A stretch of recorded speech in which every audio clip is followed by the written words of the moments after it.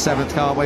Why not? That's very, very good stuff indeed. Valentin Peroni, the 73, has turned up at home. It's like where he's the back area. He's going through the picture now, the side movement, essentially on the front of his bike. So Peroni up inside the top 3, so KTM I12, and then a KTM Tech 3 P3 for Peroni. That's a fantastic job done from the number 17. There he is with one of the snipers bikes behind him, with 2 COP green power machines behind him as well. Dennis Foggia has climbed up into the top 10 as well. He was lingering in around about 18th place a couple of minutes ago. So the number 71 up inside the top 10, job done for now, but there's still 5 minutes to go. That's plenty of time. Another 2 or 3 laps for these riders to get a lap time in. Getting a lap time in, Keith, is what the number 66 of Kelso needs to do. Yeah, he's coming up through turn 9 now. This wonderful section of racetrack. This is one of my favourites in the entire year. It's absolutely brilliant. Very, very fast in it. Kelso looking good. Don't worry about damage when you're down in 20th place. Of course, about the penalty, that pit lane start penalty lingering over him. In fact, it'd probably not be a bad decision to take the extra 15 minutes in Q1 tomorrow and have to go through that to try and work on any race pace he can find, because he's going to need it. Starting from pit lane. Kelso through the kink and across the line. He's on the drop zone edge at the moment, but he's not for much more. 14th to 4th.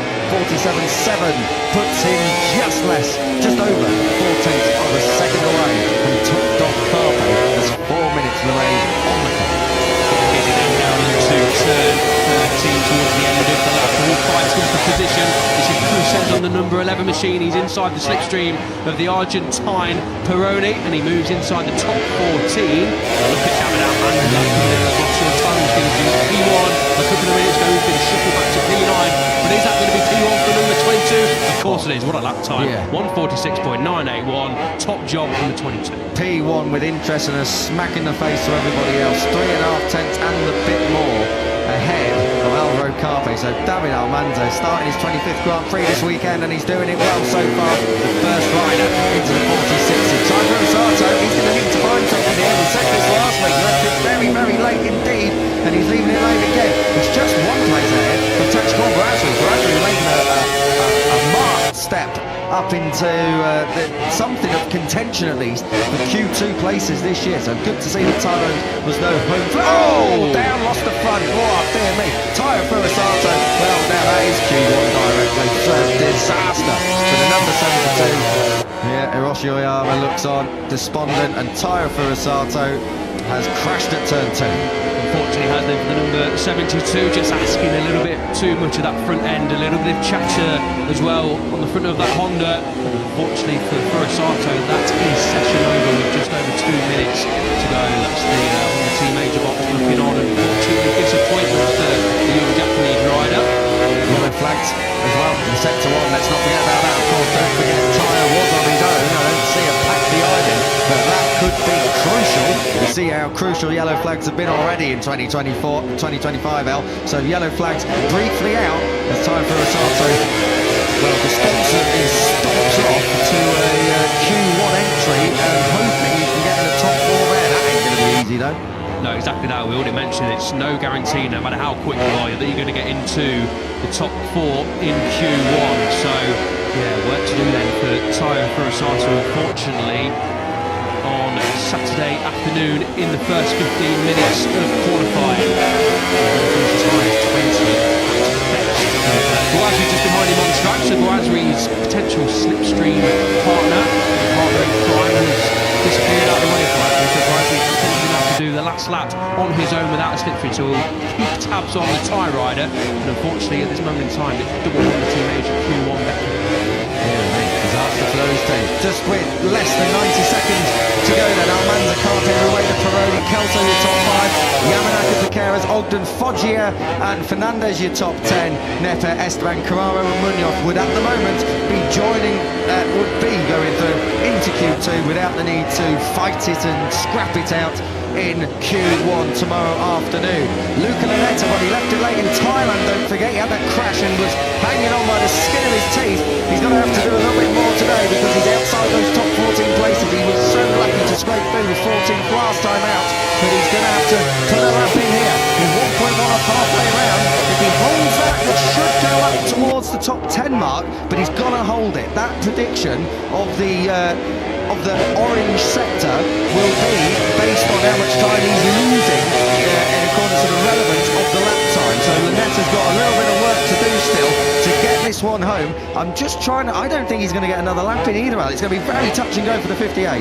Yeah, he might just. 20 seconds to go. He's coming towards the end of the lap now. This corner is turn 11, then you come through turn 12, 13 and 14. It's going to be very, very close for Lunetta to try and get another lap time in. Unless he makes up time in this final sector, he isn't going to improve and push himself into the top 14. 5 seconds left. 4, 3, 2, 1. I think he's just going to miss out. He is. He takes the checkered flag and he does not improve. 1.7 seconds off. A disappointment then for Luca Lunetta. I look forward to reading Paolo Simoncelli's blog about that today, or not today, but later on about today, because that was a disaster there. Luca Lunetta, well, he's been caught out properly there. So out he goes with Q1 bound along with tyres for Rosato, that is for certain. But at the moment, I think that is about all she wrote, because I don't see many red sectors coming in. A couple of personal best, that's for David Munoz. Now, that would be very David Munoz-like in practice, even though it's completely irrelevant, because he's going to go from pit lane to sneak in and nick a spot, and if he does, it's going to be Nicola Carraro who's going to be having to scrap it out and move on out through Q1. But we're going to, Munoz had his lap cancelled, so it doesn't matter. He's had a shortcut, and Nicola Carraro can breathe a sigh of relief. To be honest, without having to worry about qualifying, those extra 15 minutes, he can try and work on race pace, get into Q2, work a little bit more on race pace and get some more track time under his belt. Obviously, he wants to finish up as high as possible in practice, no matter where he's starting from, even if it is the pit lane, but it's not going to be used directly to Q2 for the under 64, but no real worries, to be honest, in that department this weekend, especially for number 64. Can we just ignore the top 3 for a moment? 4th place, Valentin Peroni, welcome home. Fantastic stuff, and for the first time for him, unless there is some ridiculous lap incoming from somewhere else by a whole load of them, he's going to be through to Q2 for the first time in his rookie season, so that's fantastic stuff from him. Ruche Moodley here, late charge. Oh, it was looking good, but I think he may have just been caught up to 17th. But Valentin Peroni, fantastic stuff, P4. Top job from the home hero there. He is just siding through your picture there as we focus in on Ruche Moodley. A decent effort from the young South African rookie, P17. Not to be sniffed at, of course, but not quite enough to get into the top 14. He didn't miss out by much, less than 10 seconds split Ruche Moodley from the top 14. So a solid job, but not as solid, of course, as David Almanza. 3.5 tenths clear, Kuka. That's some doing in MotoGP. I'll tell you what it is, and Alvaro Carpe once again right there in 2nd place. Jose Antonio Rueda went through the entire weekend in Burriam inside the top 3. He's 3rd in practice when it mattered and goes through to Q2 as well. So good stuff from him. But Carpe, impressive again, and another circuit which he's never seen before, right there and in contention. Can't say how happy and how impressed I am with him. I can see the camaraderie there between the 83 and the 73 Peroni. Exactly, yeah, they're in the same boat. The 2 rookies in pretty much the same section. 3 and Ireland with the Red Bull KTM umbrella. Just giving the job well done. Straight into Q2, pulls a nice stand-up wheelie as well. Great to see from the number 83. Expectations are growing very, very rapidly for the reigning Junior GP Red Bull Rookies Cup champion. Wheelie Wednesday or front end up Friday? Shall we start something else now? I don't think that's going to quite catch up. Would have been the first thing I ever said, but some help's gone down very well.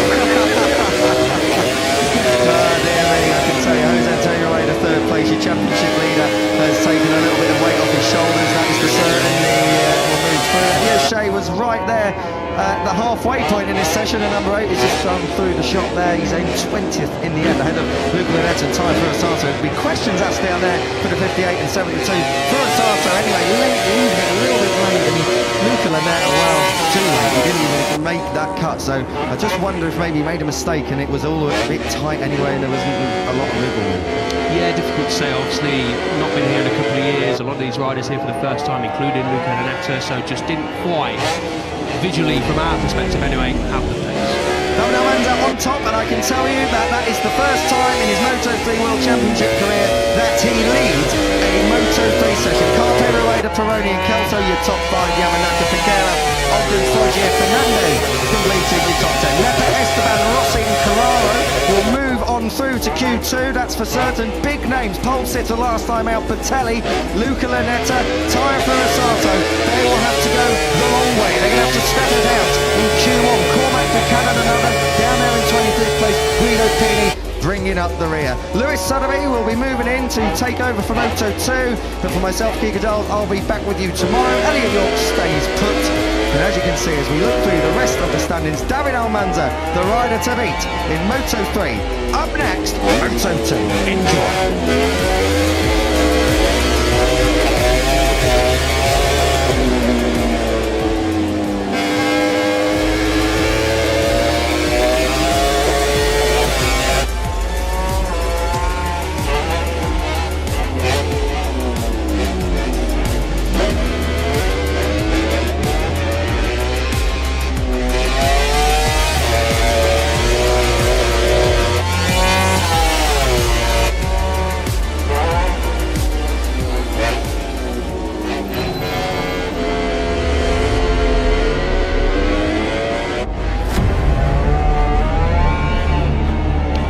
Everybody from Tomas the Rio Hondo. Gloomy skies continue to surround us. We're about to light up your Friday afternoon with the dash for Q2 places. MotoGP practice still to come. Top 10, of course, will move through. Particularly crucial a couple of weeks ago, wasn't it? When Pecco Bagnaia missed the crucial Q2 cut. We avoid any similar pitfalls this afternoon. Before we get to that, we have 40 minutes of Moto 2 to come, with the top 14 the positions to look for. Fastest rider this morning, quickest rider throughout much of the first weekend too, was your World Championship leader Manuel Gonzalez. Quickest this morning in a session that started damp and finished dry. Tony Arbolino, a confidence boosting second, with Jeff Dixon showing 2 Oscar-scorers broke into the top 3. Aaron Canet 4th, Diogo Moreira and Mario Aggi. Darren Binder was 7th, with finishing 2 Marcus Ramirez and Alonso Lopez, the last record holder here, completing the top 10. Albert Arenas, Alex Escringe, Ethan Guevara and David Alonso, the Moto3 champion, completed your top 14 this morning, although that only begins to count right now, with practice still to come. Looking to pick themselves up after a tricky morning, the likes of Celestino Vietti, who was down in 16th position, Barry Baltus, another rider who shone on the opening weekend, down in 21st place, just behind Senaratius, just ahead of Senaratius, I beg your pardon, after he broke onto the podium despite a long lap penalty in Thailand to kick off his sophomore season in Moto2. Fairly stable conditions, although you wouldn't call it necessarily pleasant conditions for this afternoon's Moto2 session. Still a great deal of cloud cover, but as it stands, we're not expecting any of it to deposit rain on our heads. Moto2 practice coming up then. Lewis Sotheby and Elliot York ready to talk you through it. The more things change, Elliot, the more things stay the same. 2 weeks on for Manuel Gonzalez. Demolition job in Buriram. He started on the front foot here. He's looking good, isn't he? Didn't head out in the first 15-20 minutes, let everyone else clean up the track and get that dry line sorted before he decided to venture out. And again, he's looking in control of his emotions, as he has done throughout this season. Of course, we've only been in Thailand for racing, testing, and just following race clean sweep last time out in Thailand, just operating on a different plane of the ring over in Thailand. And that form to Termas, did say, didn't he, Lewis, that he was expecting Termas to suit his riding style more than Buriram did, which is a bit of a warning shot, had to be said, for the rest of his rivals after being so utterly dominant in the race, especially over the Chinese national circuit. And look as cool, calm and collected as he did this morning. Head out, didn't look like he was in a rush or chasing the time attack, and spotting into P1 after completing 11 laps. 5 laps less than Tony Arbolino did, 3 laps less than this rider on screen, Jake Dixon, did as well. Looking in control of his Gonzalez. Fantastic start to the season, and it looks like it's continuing so far in Ireland. Yeah, very difficult to draw any firm conclusions from this morning. As mentioned, the session did start in damp conditions. They got onto slicks around about 15 minutes into the session, unless you're the American Racing Duo, John Marquez who were on slicks from the very outset. So we didn't really get any meaningful long runs in this one. They were just essentially putting the first semblances of Pirelli rubber down on this Tomás de Rio Hondo circuit. Aaron Canet lifted himself up into fourth late on this morning. He was one of the last riders to join the fray, waiting for everybody else to carve out a dry line for him to get to work on. I expect Canet to be firmly in the top 6 or so. There's a former colleague of ours, Matt Dunn, down in 10 lane, is getting handy with the handy cam in his new role down there at Marquez. Marquez would have had plenty to optimistic and enthusiastic about this morning. One rider in the top 14, Jake Dixon. Dixon up inside the top 3, and he certainly appeared to get up to speed quickest, or certainly quicker than most, once they got onto slicks. Yeah, not a lot to learn this morning in the tricky conditions. Of course, in the last sort of 10 minutes, the dry line appears so they could push a little bit more, but not a whole great deal to take from this morning. Speaking to Matt, actually, of course, who works with the Marquez team, said Salac wasn't prepared to push in those conditions, nothing to gain, a lot to lose. On a Friday morning, it was not a time session in terms of getting straight into Q2, so nothing to worry about in terms of that one. So I expect Salac to be higher on the order than he was, not fully pushing. He finished P15 with Salac, and you can see Jeff Dixon really walked something he said in Thailand, was struggling to find a perfect feeling. Finishes the best possible score at the time. It was always as good as he could have expected. Not where PNT wants to be, of course, from the mid to end part of the season.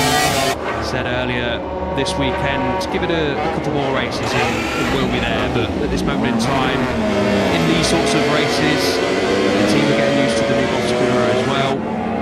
Just give us a bit of time, but we will get there. And they're not too far away. It'll be interesting to see in the dry conditions where they line up compared to the right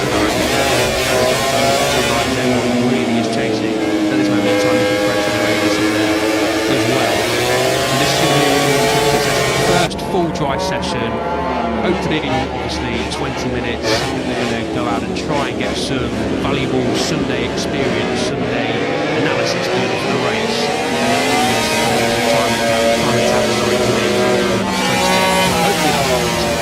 Yeah, it's going to be an interesting one, isn't it? Given that they probably would have hoped to use this morning session to put some laps on those Pirelli tyres. They brought the standard specification here this weekend. Of course, it's the first time that Pirelli have been involved in the Grand Prix classes at this circuit. Last year, this is Moto2 alumnus, former Subkep Chantra, and his former team's pit box down there in Ritsu Honda Team Asia. Looking to see how Mario Aggi and Rikuni get on. Well, understandably, Pirelli have been somewhat conservative going into this weekend.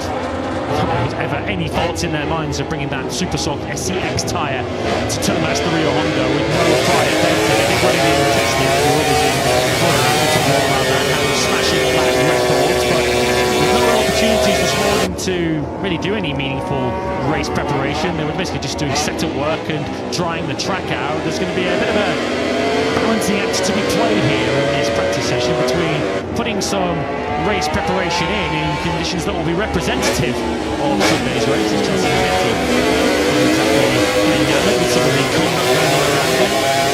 Of course, the setup work, the race preparation, and of course the focus in the final attempt on outright explosive qualifying time. Because if you have Pole Friday these days in Moto2 or Moto3, Q1 is your destination. Definitely, Friday evening has been a lot more stressful if you don't get into that top 14 in Moto2 and Moto3. You're not having the chance on Saturday morning as we have been in previous years to get yourself into that all-important top 14, which is so important these days. As we mentioned in Moto3, no matter what pace you possess, there's absolutely no guarantee come Saturday afternoon in qualifying one that you're going to progress into that top 4 and into the Q2 battle. It's just a 15 minutes where pretty much everyone says in terms of two personal riders, it's just absolutely brilliant. Obviously everyone 15 minutes, pedal to the metal, full throttle stuff, trying to get into that top 14 and simple stuff like the yellow flag that you can drive the gas, it could be very, very costly in a potential weekend order. So these Friday afternoon sessions. Although we're a bit, not annoyed, what's the term? A bit sad that Saturday morning now don't mean anything, because it means it our jobs are a little bit harder. It is good that it all comes down to Friday afternoon, in line with MotoGP, we're on the same playing field. And it makes this session really, really good to talk about, get stuck into, as we get some lap times in already. Well, as mentioned, I think the beauty of it is that you've got to hit the ground running, haven't you, on a Friday in Grand Prix weekends now. You can't afford to just save your best for that Saturday morning session when the track will be, all things being equal, faster and cleaner than it will be on a Friday. But you're not going to have that luxury anymore. Waiting until that Saturday morning session to pull a time attack over the back. You don't have to be on it right from Friday afternoon. As we have a big moment there, somehow Mario Aggi stays on board. He didn't even make it as far as that troublesome bump on the way out of turn 11. He very nearly ended up on the gravel track stage right. That was a scary moment, let's say, for Mario Aggi. Good that he picked it off. That's a touch corner there coming through turn 11, a long, fast-sweeping left-hander. Feathering the throttle, of course, coming through there, trying to get a good run into turn 12, and that would have been a good start to the afternoon session, because you don't crash slow there. Aggi kept it on the straight and narrow. I'm sure a little bit raised heart rate than he would have anticipated coming into the final section of that lap, but he's clinging on to the coattails of Philip Salat, so we'll see what Aggi can do from here. But inside the top 5, and Aggi went well this morning as well, inside the top 6, so Aggi was a good start to 20. Barcelona was already penciling him in for some surgery there when he saw that moment, given that he's already dislocated his shoulder in pre-season. Is actually not going to slow him down too much in the first weekend until he got to the final 10 or so laps of the race. He started to lose some strength in his shoulder, and like most riders in the field, we were getting to feel the physical strain in the extreme heat of Buriram. Not expecting anything quite on that level here, although it is going to be quite hot on Sunday. We're expecting temperatures to nudge towards 30 degrees for the race itself. Manuel Gonzalez, your only leader in this session, 1.2697. That is just a quarter of a second off the all-time lap record around here, held by Alonso Lopez, who set pole position here a couple of years ago. We're going to try and look for a solid form guide. Boscoscuros have gone well historically around here. The last couple of pole sitters were both on Boscoscuros. Lopez in 2023, and famously Fermin Albuquerque taking his first pole position as a wee teenager back in 2022. He led the race for quite a long spell as well before he was in a collision right here with Celestino Vietti. The other form guide that we can sort of draw upon, I'm not sure how relevant this will be, is that the last 5 winners here were all Italians. I'm not so sure that's going to extend to 6 unless Celestino Vietti can get himself up into the top 3 himself. A few riders will be watching to change that. No more so than Championship leader Manuel Gonzalez and two of us will come well out here. They are yet to win a race around turn. So is this the weekend where they're going to change that? Dixon, of course, P1 at this moment in time. It took a couple of tenths clear. He's one rider who'll be hoping to add his name to Boscoscuro's growing winning tally. Second place, so that little scare right here when we following Darren Linder didn't help him too much. So on the next lap he's gone up to P2, so a good job from the number 64. And that is a new all-time lap record from Jake Dixon, 1:42.240. So we'll get that in now. So anytime we see a rider go quicker than that, it will be a new all-time lap record. We've said it now, so I don't need to repeat it. I'm sure it'll be broken further as we go through the rest of the session. Dixon, Aggi, Gonzalez have got the top 3 as we pick up Diogo Moreira, who lifts himself up into 4th place. Moreira, who does have a Moto3 podium to his name here in those wet conditions, and he's now got a damaged motorcycle to worry about just as well. He just got up into 4th place on a 1:42.7, because that might be the lap time that he ends the session with. Rather damaged Alex Tripe machine as well. That front end is... You're not riding that one back, Diogo. Lightly battered and bruised, to say the least. Good that Moreira's all okay. Let's see what happens then. Just down into turn 1, and the front end going pretty early. Unfortunately, as he tried to save it, the rear end stepped out as well, and Moreira bounced pretty well, but the bike unfortunately did not. So hopefully that isn't session over. Of course, half an hour left to go, but the Italtrans team, as you can see there, they've got a bit of a job on their hands to try and get that machine back ready and back out for the remainder of the session. Not good then for Thailand. Same wide, wasn't it, before the front end eventually gave way and sent Diogo Moreira all the way to get to the gravel zone. Not quite still out there. This is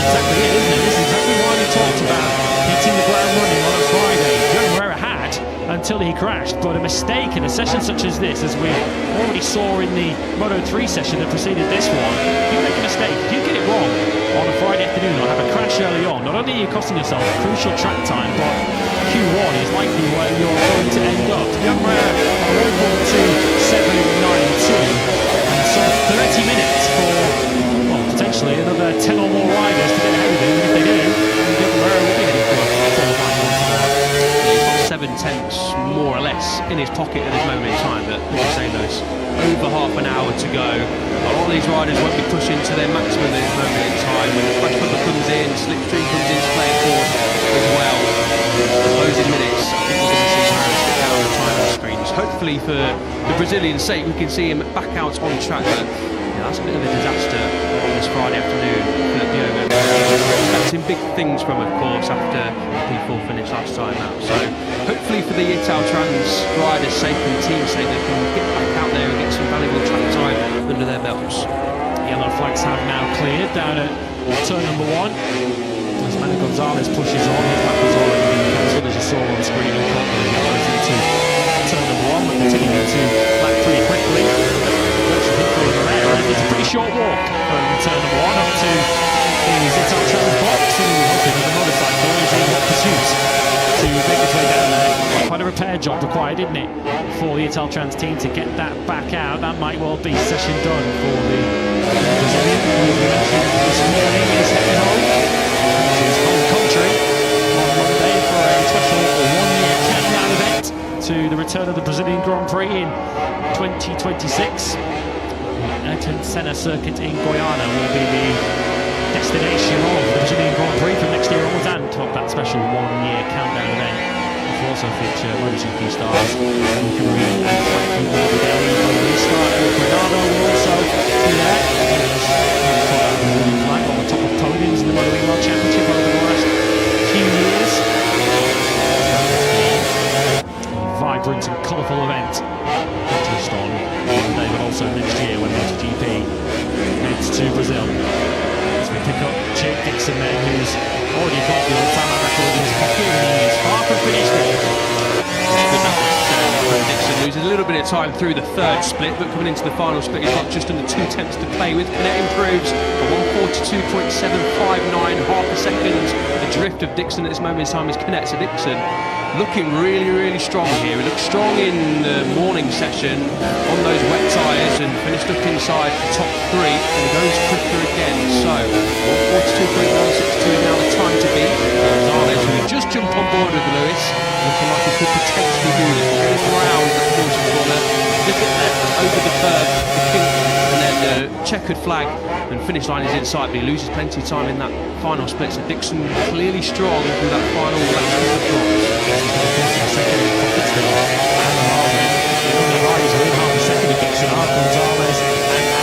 Continues his fine form, certainly in practice sessions at least, as we saw in Buran a couple of weeks ago when he was inside the top 4 in 2 of the 3 sessions that we had prior to qualifying. So actually the moment well placed to move through into qualifying 2.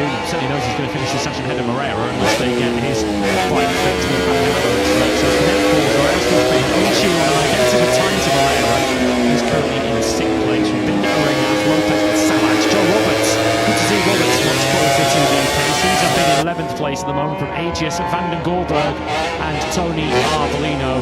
1.2 seconds covers your top 14, although it's only 0.6 of a second that cover riders 4th to 14. With Dixon putting a little bit of time into the rest of the field at the moment. Justin Vignetti, one of those riders that I'm yet to mention because he's outside the top 14. As he looks to change that, he doesn't. He moves into 16th place, but Justin Vignetti has already proven this season that it's far from the end of his weekend if he goes through Q1. Yeah, exactly. That finished in 16th over in Thailand on Friday afternoon, and then came through Q1 to stick onto the front row. And was looking good for a podium, of course, in the race until that instance with Senna Agius. If Dixon will improve on this lap time, no, but a 1:42.376 is still good to put him top of the time sheet there already. So Dixon then displaying great pace here. Clearly that setting change that he mentioned at the start of the weekend, working well both in the damp conditions and the dry track that he admits that he loves. Interesting late this afternoon to report through these runs at the moment. Dixon and Gonzalez putting pretty similar lap times in at the moment. Dixon's last lap was a 42.3. Gonzalez, as you see there, has just done a 42.4. It's going to be very, very interesting to see who ultimately comes out on the better end of that, because this first half of the session surely is going to be largely focused on race preparation. Dixon continuing to push on. To have any sort of idea what kind of race pace to expect. The last race we had here took place in wet conditions, and we haven't been here for a couple of years, so we are pretty much working with a clean sheet of paper here. Dixon, who shone in not entirely different conditions back in Aragon late last year on a slightly low grip, dirty, changing track conditions, and Dixon was super strong. We're seeing a similar story here. Yeah, we absolutely are, and it's 9 podiums now without a podium for Dixon. That last one coming in Aragon, so he's definitely due a podium, is Dixon. He'll be certainly thinking that as well. So Dixon then, is he going to improve on this lap time as well? Kinet is, he moves up into second place, a 1:42.408 for the number 44. Good stuff from the Thai GP podium finisher. And we're patiently waiting there for Dixon to come round the final corner. Here he comes across the line, does an improvement again, Lewis. Great lap. It's 3 or 4 in a row now we've seen from Dixon in the low to mid 1:42s. Lucio De Castro likes what he sees down there. The Gucci Jake Dixon. Number 96. Flames spitting from the exhaust of his Triumph-powered Boscascoro machine. As Triumph confirmed last time out in Bororanda, they will be remaining the engine and gearbox partners of this Moto2 class right the way through until 2029. New gearboxes introduced for this season to try and eliminate some of the issues that the riders faced in through these years, with the gearbox dropping into a sort of false neutral when you switch between second and first, and you have to switch through neutral en route. That is no longer an issue for the Moto2 riders, and Jake Dixon making full use of it. We'll continue to keep an eye on his progress as he's on another strong lap. Here's his former teammate, Zacky Akbar. He climbs 13 places on his most recent lap, down to a low 1:43. He's a second off the pace, but he's now into that top 14. Yeah, all important top 14 as things stand. David Alonso, is he going to improve? He does, up inside the top 14 for the Colombian, of course, the reigning Moto3 world champion on that familiar number 8 TCF Moto Akbar machine. That's more like it from Alonso. We didn't see too much of him, unfortunately, over in Thailand. We're struggling to get the bike stopped over in Burama, and of course it's a circuit that you can't get the bike stopped. Essentially, it's great for struggling to get a good result. And that's unfortunately what happened for Alonso, but great to see the young Colombian up inside the top 12. Plenty of time left though for that to change, but promising signs. He felt he understood a little bit better in those final 5 laps of the race what he needed to do. He started to enjoy a lot more on the bike. He said in testing that he was just thinking way too much on board that Calyx and just wasn't riding in a natural way. That's something that will only come with time and with laps on the bike ultimately, if you're David Alonso adjusting to a new class. You outlined it, he also said he was planning to overtake, which when you're qualifying 25th on the grid, it's not exactly a useful combination. So far so good for Alonso, which is much more like the David Alonso we were expecting to see when he graduated up from Moto3. Certainly is. He was shadowing Dennis Onchu, and he still is, but he's now got a face full of his teammate just in front of him, Danny Holgado, but he can't have been inside of it there. There's the number 80 Holgado at this moment of time down in P24, so the number 27 just struggling a little bit in the early exchanges of this practice session, but I'm sure the number 27 of Holgado will improve. Improving was Onchu, but not quite this time around. Tola is on that number 4 machine at the back of your picture, at the back of this freight train. 3 of the rookies together, just as they were in 2024. Alonso improves again, of course, 2.0 now inside the top 10. This is much more like it for the Moto3 world champion. When you compare him to where the other rookies are, Tola has just got into 18th place on a 43.3, so some 3 tenths of a second shy of Alonso. You have to go all the way back outside the top 20 for the other rookies. Holgado, Huertas, Cooney and Vaya are in the bottom 4 spots at the moment. So imagine for the likes of Cooney and Huertas, this is such an uphill climb. The learning curve for them is pretty much a vertical plane in front of them, given that they haven't been to this circuit before and they're having to ride on brand new machinery for them in Moto2. Moreira looks like he's feeling the extra effects of that one, doesn't he, as he reaches for he's clearly quite a sore neck at the moment. And his pain at the moment will be eased somewhat by the fact that he's only dropped one place since he picked that bike around Belgium. He still sits sixth. Damage to the machine, but not in terms of the time sheet so far for Moreira, so we'll be pleased to see that, but the times are continuing to tumble here. On Friday afternoon, as we focus in on Celestino Vietti's teammate Alonso Lopez is putting in a very good lap time, found plenty of time there in the third split with Alonso Lopez. I think he will pick up the number 21 on board the Team Hydron HVR machine. There he is, just shadowing Senna Aegis, who looks like he's on a quick lap. Is Alonso going to come up the inside? Just about does as Aegis pulls into pit lane. I think he potentially lost a little bit of time there, but let's get him across the line on the 21. Does he go P1? Yes, he does. Wow, he finds plenty of time in that final split then. So the Boscoscuro of Alonso Lopez beats the Boscoscuro of Dixon, and most of the time was found in that final split where we thought Dixon had a stranglehold. It's quite deceptive, isn't it, coming into that final corner with the pit lane entrance on the rider's left-hand side, and generally scoop into turn number 13. Quite a wide apex on quite a wide sort of tipping point on the left-hand side of the racetrack. Alonso Lopez wasn't distracted or delayed by the rider to his left, who was heading up the pit lane entrance. It's now Boscoscuro 1 and 2. Jake Dixon has completed again to 1:42.154. That is Dixon's 11th lap of the session, so we're now heading past half race distance for Dixon. He's still lapping in the low 1:42s. Yeah, impressive race from Dixon. Alonso Lopez, of course, is a pole sitter back in 2023, finished on the podium in second as well, so clearly likes this circuit. Does Alonso Lopez, finishing the GP not where he wanted to be. He's got a important weekend coming up, and he clearly likes this race. So stick inside that top 5 on Friday. That will give him a nice injection of confidence that he could go and do potentially podium challenges this weekend on board that next week. Sure, going to go for the ones here, potentially connect to. He's also going to put a further back down the racetrack.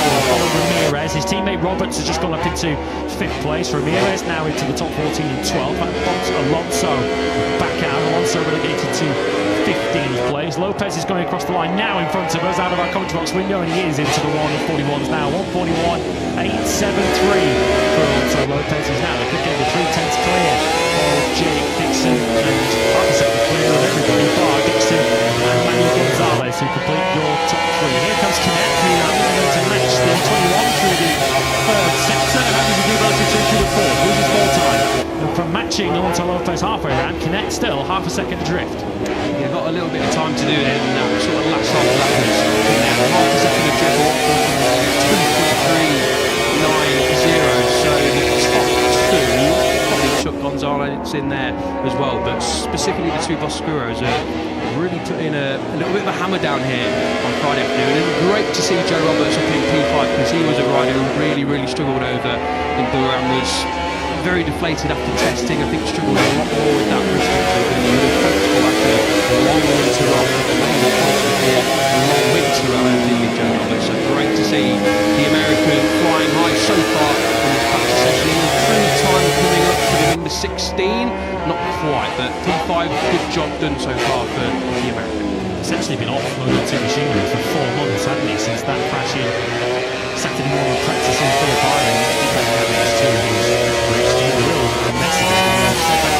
He's still rebuilding strength in his wrist, so it's a bit of a long-term, long-running process for Roberts to get back to where he wants to be physically and in terms of his pace on the bike. This is certainly a step in the right direction for Roberts, who's in 5th. Quick Diogo Moreira update, still no sign of him back out on the racetrack, and he has now been relegated down to 9th place on 1:47. His advantage over the cut-off point, if you like, the top 14, which was 7 tenths of a second when he crashed. Now we've got down to just a quarter of a second.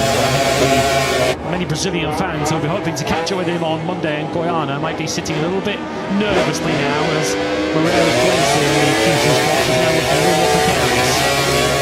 Very surprised if Moreira can't get back out in the session, but that time's going to get him straight into Q2. Stranger things have happened, of course, but These riders are getting down to business now. Just over 15 minutes to go. Race preparations pretty much completely filled for plenty of these riders. A few of them sat patiently in pit lane in Dennis on Jake Dixon as well. Looking for the top 10 as well. This is around about the time where we're going to start to see time attacks fluids taken on board. Get the change of settings, fresh rubber into those Triumph power machines. And then we're about to see some time attacks and see what these riders are really made of over one lap pace. So there's debriefs in the box. A really strong opening session and second session for Dixon, who came into this weekend searching for more, and it looks like this way. Eavesdrop there on the conversation between Jake and his crew chief, who was just sat to his left, Lucio Di Castro, to pick up that play test in 25th place. Riders who perhaps are outside the top 40 at the moment, who shouldn't be, or some of the reputation you'd expect to be a little bit higher up. For sure, Chelsea with the exit currently in 19th place. Generations, Bernie will change to the course after playing the ball in 18th place. Barry Baltus, who had gone well in testing, here he is, right on cue on screen, down in 20th, being improved by a couple of places. He's still outside the Q2 places in 18th. He went well throughout both pre-season tests, both the private testing Portimao and the official test in Jerez, was then up inside the top 6 on the opening Grand Prix weekend of the season. He managed the best qualifying we've ever seen from him in Moto2 on his 70th intermediate class start.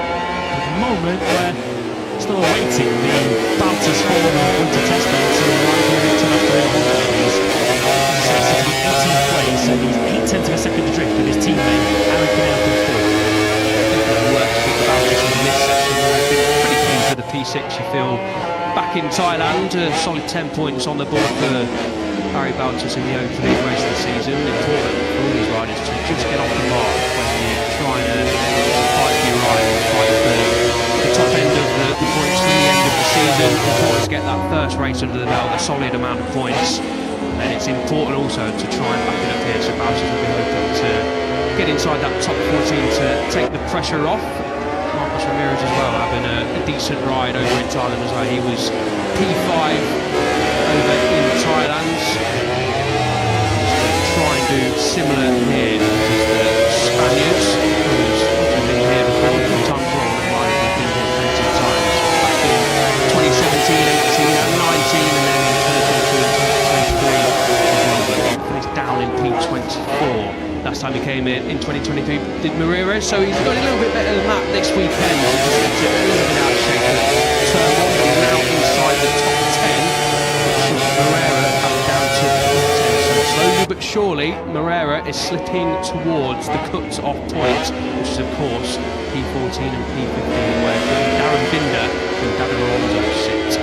Marcos Ramirez went home to Seville last weekend and was essentially competing in the Sevilla Marathon, but due to his other commitments, he needed a half marathon. We've got a feeling alongside, I'm sure, half marathon PB, no?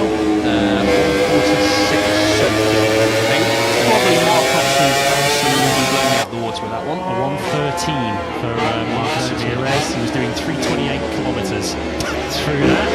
Although, given that I don't think I'd even be able to make it down to turn 1 here on the track without collapsing in a puddle of sweat, I'm not in a position to judge anyone on that. But Ramirez certainly showing his physical prowess back home last weekend. He was also running the track here yesterday while our colleague Zacky Akbar was presenting our Gear Up programme from the main straight. Ramirez certainly nothing wrong with his pace on the motorcycle at the moment as he goes up into place. You can see once again the chatting away at the front end on that Oscar Lopez through turn 11 as the local wildlife scurries out of the way to make sure they don't get caught up in the front tyre of his Boscascoro. Only 5 wide on coming out of the circuit. Lopez continuing to do his homework. Continuing to act in the 142s, 142.7 on his last lap. Only him and Navarro, Ramirez, Navarro, and Whitehouse, who are trying to Whitehouse has just pitted. So we're entering the calm before the inevitable storm of time attacks in the final 10 minutes. Yeah, that's exactly what it is. Alonso Lopez, and I'm sure after this lap will pull into pit lane to get some fresh rubber. A decent run in the end. Me and you, Lewis, will be intrigued to see those long runs and just see who is looking the fastest. Lopez set the fastest time, and it just looked like he slipped away in those last couple of laps. So Gonzalez, Dixon and Lopez, I think, will be pretty close in terms of outright points. Dixon shooting it over a longer distance, but it really is the calm before the storm. Zonta van den Gorberg, number 84, of course, just sitting inside the top 14, tap the tank with his time, Alex, in the hope of a very solid final 10 minutes or so, as the world champion, I could probably guess, is going to have some riders who are looking for a little bit of a turn. To come, potentially in the form of Manuel Gonzalez, who is just carrying such an air of relaxed confidence around the paddock here in Argentina. Said throughout the first weekend in Thailand how strong he expected to be, and then went out on track and packed it up as Barry Baltus has been giving some reassuring words with the Factor team down there. Hopefully, calming Barry down and hoping he reaches the top 14. He doesn't see that at the moment. Now 18th place at the moment. Lopez, Dixon, Gonzalez, Cadet, Roberts, Aggi, Arbolino, Ramirez, Unchu, Moreira, Sasaki, Salach, Van den Gorberg and Binder, who are your 14 heading through to qualifying to that. They're all expected to change in the next 10 minutes. Two riders, I'm sure you agree with, Lewis, who you feel expecting more from Aegis and Vietti. The two are tangled together, of course, over in around P19 and P20. Here is Vietti just about to head out on his Boscoscuro chassis, expecting plenty of time attached to come in, of course, but those two in particular feel have a job to do to try and get to that top 14. I think both will be very, very disappointed they aren't in that top 14 from the end of the session. And Alonso clearly is 4 million miles away from Q2 himself. Here he is in 15th position. Slight beam of sweat there on the brow of Moto3 champion, in some contrast to the conditions of a couple of weeks ago. The Keats ride is the second hardest race of his life, second only to his very first Grand Prix race when he was still a Red Bull Rookies rider back in 2021. Duo, Dixon and Salach head out onto circuit. Dixon, you'd feel, is pretty safe at the moment on a 142.1. You'd be surprised if he gets relegated out of the top 14 from there. Salach's teammate, though, far less secure on 42.8. Ramirez in 8th, down to Tommy Hurtado in 22nd, just half a second covers there. Ramirez in that particular zone where Q2 and Q1 races will be decided. Brutally close, isn't it, in Moto2? I remember looking at the timesheets back in Buriram and seeing the rookies hovering around about second on the race and they're outside the top 20. Just how close it is in Moto2. For these guys these days, it's a really, really tough class to get right. But Aegis then starts the first of his few flying laps. He's out there lapping alone. His Senna Aegis, work to do. As we said, how far is Aegis outside the top 14 in terms of times? Only a couple of tenths away, so not too much time to make up. He's obviously been focusing on his race pace, so you'd expect a couple of tenths to come pretty easy for Aegis and most of the riders in fact in these final stages of the session.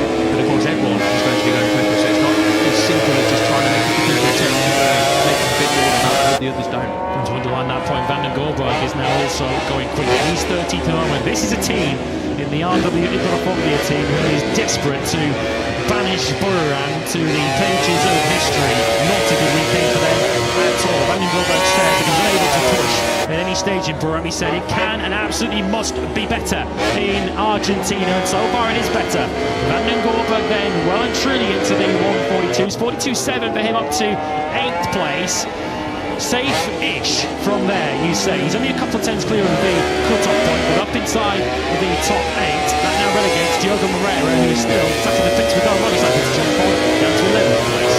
Right, latest pictures from Moreira for a while either, so the Ital Trans Racing team will be frantically working away on that machine to try and get him out for the final, even if it's just for a one-time attack, to try and get him out there, to try and salvage something, because yes, Moreira now in the 11th, right, he's not going to make it inside the top 14. Plenty of personal best sectors are set, including from Celestino Vietti halfway around the lap. That's a lap time that would promote him into P2 as things stand. So Vietti going well, but half a lap to go. Follow Gonzalez then into 13.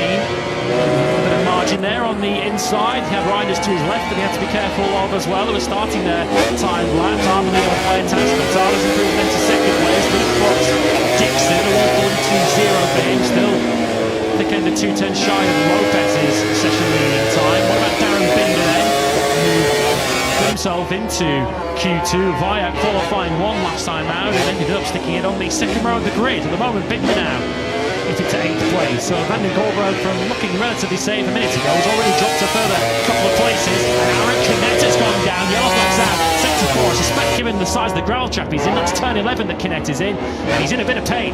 Yeah, that looks like a big off, unfortunately, for Aaron Canet. Sector 4 then does look like turn 11 here. Looks like he needs a lot of pain with that shoulder. Hopefully it's not as bad as it looks for Canet, who is back up on his feet. Dixon then improves his time. He goes to P2, but did he come through that?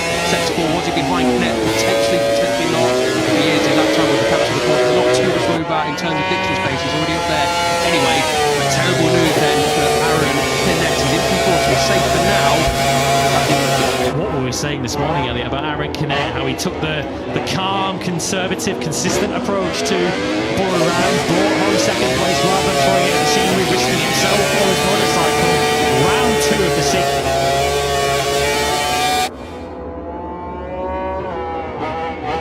Ethan, it looks as if, we hope that that's not the case, but it looks as if Aaron Canet has done himself some damage in what must have been quite a high-speed crash down at turn number 11. It's the corner that Gonzalez has just negotiated through there. You can just see in the very far left of the picture, as this being out of shot, you can see the marks along the trail into the gravel track. When Aaron Canet had taken, you're around about 100 miles an hour on these Moto2 machines through turn 11, and the fact that Aaron Canet continues to favour that left shoulder. And it was a hard landing, it was a high side for Canet. It wasn't a front end washout, it was the rear that stepped round. And Aaron Canet has all the hallmarks of a rider who's done himself a bit of collarbone damage. Here we go then, on board with Canet, just gets it out of shape as he flicks it into turn 11. Gets around the corner there, just lands on his left collarbone, gets it trapped under the bike, and you can just see there the wince in his eyes, and it's just a classic. Unfortunately, we see it all too often in motorcycle racing, part and parcel of the sport. Unfortunately, that when a rider goes down hard on their shoulders, the sort of movement in the gravel trap, the rounded movement in it to try and see if anything's broken, and then the holding of the shoulder. We unfortunately know what that looks like, so hopefully for Canet's sake it's not too bad in its potential for some heavy bruising, but yeah, fingers crossed for Canet's sake that he can be back out on track tomorrow. It looks like he's going to safely negotiate, not have to go to the P1 anyway. It could cost him a lot more.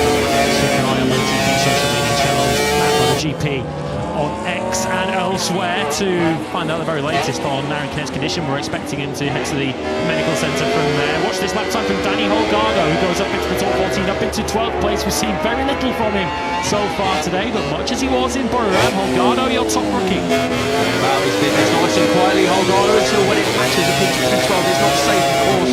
From there, he's got less than a tenth of a second to play with in terms of what the gap is back to Philip Salac, who is currently in P15, and look at these sector times coming in. Manu Gonzalez is about to go P1, is he? Yes, he is, a new fastest lap of the session.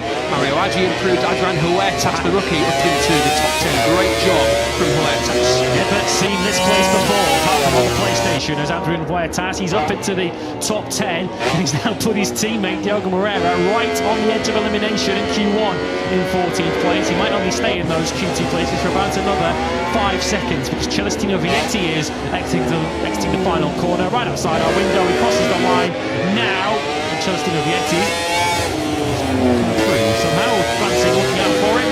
He's actually only just over the line now, 7 seconds off the pace of Vietti. He's made a mistake somewhere, and it's kept Moreira in the top 14, but for how long? Is Baltus going to be the one to finally knock him out? The answer is yes. Baltus finally salvages his Friday afternoon and climbs to 5th. It's on to Van der Gorber, just ahead of him as well, climbing into the top 14 once again. So good stuff from the Dutch rider. Albert Arenas inside the top 14 as well, now in P11, so that's shuffled Holgado back outside the top 14. So a good job from the rookie a couple of minutes ago, but it's not good enough. He's got to find more time.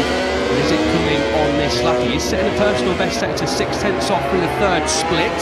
As Joe Roberts comes across the line, he improves in lap time but not position. Holgado does improve position and lap time, but only P14 still on the coast. He's defending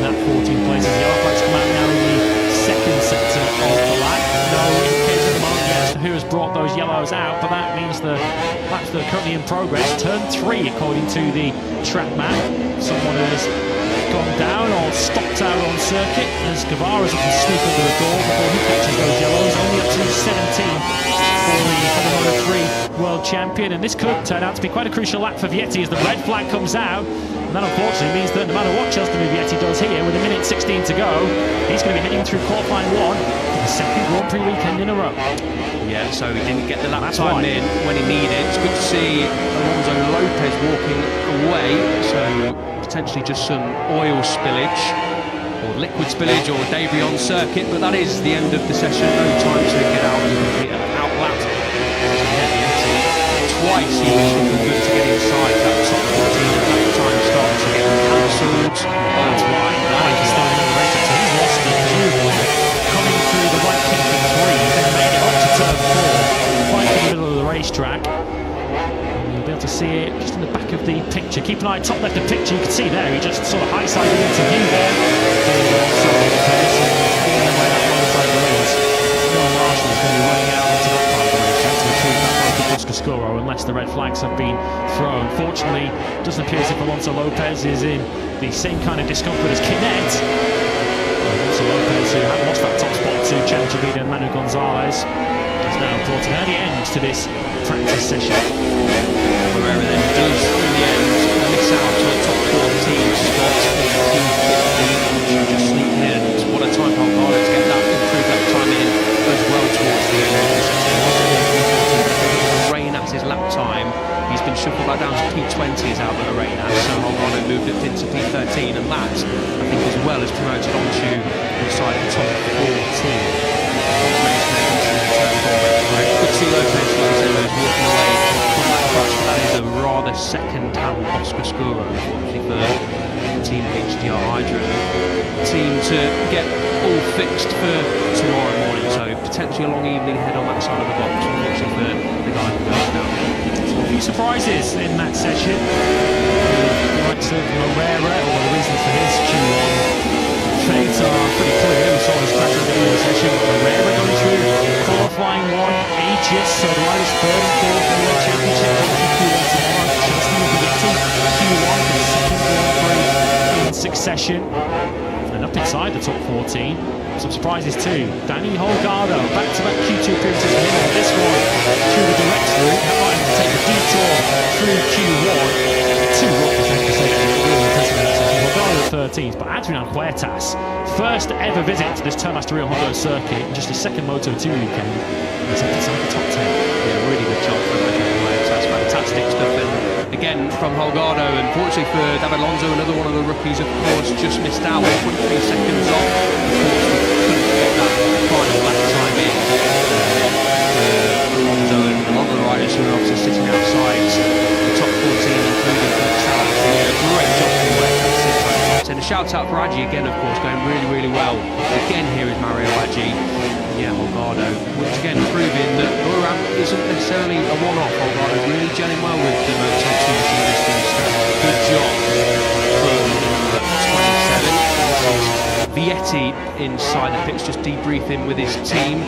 Looked good on that final lap, did Vietti, didn't he? But again, those red flags and yellow flags, exactly what can happen if you don't have that banker lap time in towards the, well, earlier on in the session. It does leave you vulnerable, unfortunately, in the session. Vietti again has found that out. Certainly has. To hope that replicates what he did in Buram, where he did go through Q1 up onto the Ferrari grid. We've not had any official confirmation of our time screens yet about the session and its likely end.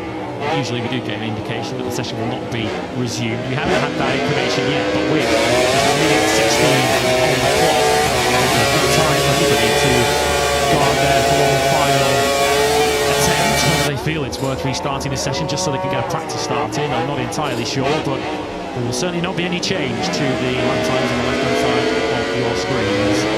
So Lopez explains to Luca Boscoscuro, right of picture, just walking out of shot. What happened? Very right on the left of the picture, you can just see there, just sliding into shot with the bike upside down in cartwheel.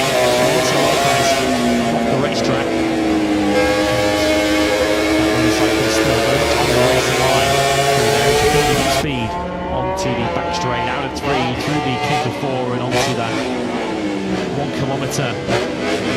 straight. So, as mentioned, no Marshall was going to be running out there. And the yellow flags to prove that red was the only sensible decision. Which is bad news for this man. Zacky Akbar, 16th in the end. Qualifying 1 seconds for him. The riders that will go through Q1 then tomorrow are Guevara, Sasaki Salach, Alonso Arenas, Aegis Navarro, Vietti Ortola, Kuni Screech, and Colin Ryan. No shortage of surprises amongst that cast of characters. Just going to treat to see if they are going to back out on track then. No indication of whether they are or not. They're all strapped with their helmets on still, so potentially anticipating they are going to do so, but we're going to have to set a very, very good all-time lap record on the map. Because the pit round's complete at that time. So Mario Aggi walking down pit lane with his helmet off on the bike there clearly feels like that session over. I mean, it is, and he's inside the top 14, so he's happy days. So is Marcos Ramirez inside top 14 in P4. So I'm not sure what this waiting round for is, Lewis, because there isn't time to get round to complete a lap time. So in terms of the top 14,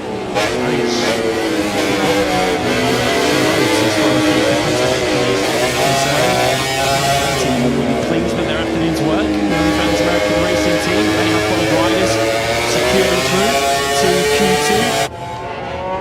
MSI squad, they've only got one rider at the moment to focus on. That team found Ortola this morning. It's worth reminding you while we've got a bit of a lot of proceedings that Sergio Garcia is still absent to injury. Did fly all the way out here to Hondo to try and pass the pre-weekend medical check. Unfortunately, he was unsuccessful yesterday. It's a long way to travel in order to get the, I'm afraid you're declared unfit, Sergio, ahead of the Grand Prix weekend. His season will start at the earliest in Austin. It's a long way to travel, full stop, believe you me, but yeah, to come all the way here expecting to ride, and maybe they were anticipating that it was one of those that they would be able to ride, but obviously wanted to come here ready to try it out, but yeah, it feels that the box here, difficult ends last year, of course, to then not be able to race in the first 2 races. So there we go, confirmed motor classes will not be restarted, so we can get on with proceedings. Minute and 15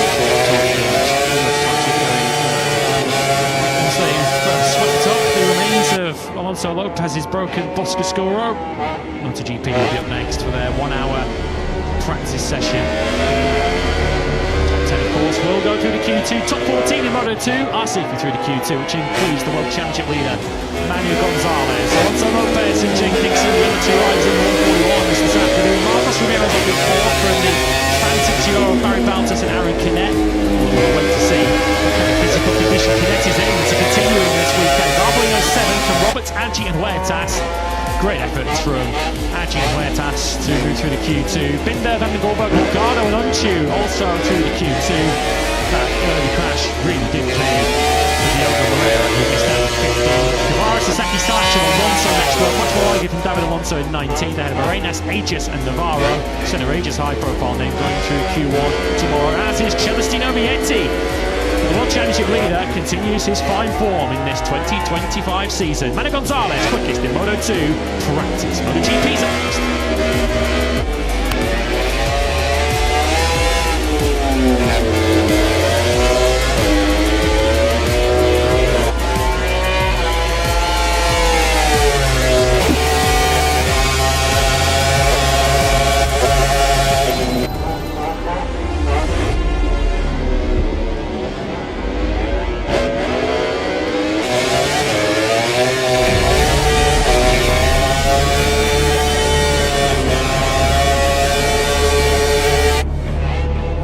So welcome back to the Tomás de Rio Hondo circuit. We're in northern Argentina for our 2nd chapter of 22 in 2025. Great to be back in Argentina. Fantastic to be back in the Tomás de Rio Hondo circuit. What a track this is, nearly 5 kilometres length, just under 3 miles. It's fast, it's technical, it really is a test for the world's best riders. Coming up next, and after that, a slight delay with the late red flag at the end of the Moto2 practice session. We are going to be shortly underway for the full 1 hour MotoGP session, where of course at the back end of it we're going to see some pretty hot laps coming in what are relatively cool conditions by normal Argentina standards. You can see there in the grandstand the fans are pretty wrapped up. There's some hoodies and there's some jackets on. Fellow friends are well protected from the elements here. You can see confirmation cloudy, which it has been throughout day one here in Termas de Rio Hondo. Ambient temperatures only around 21 degrees. I mean, normally we get temperatures well into the 30s, so it is much cooler than anticipated. Thankfully dry though after some overnight rain. It's going to disrupt proceedings here in Argentina. We're underway this morning. Well, it was a very familiar story, wasn't it?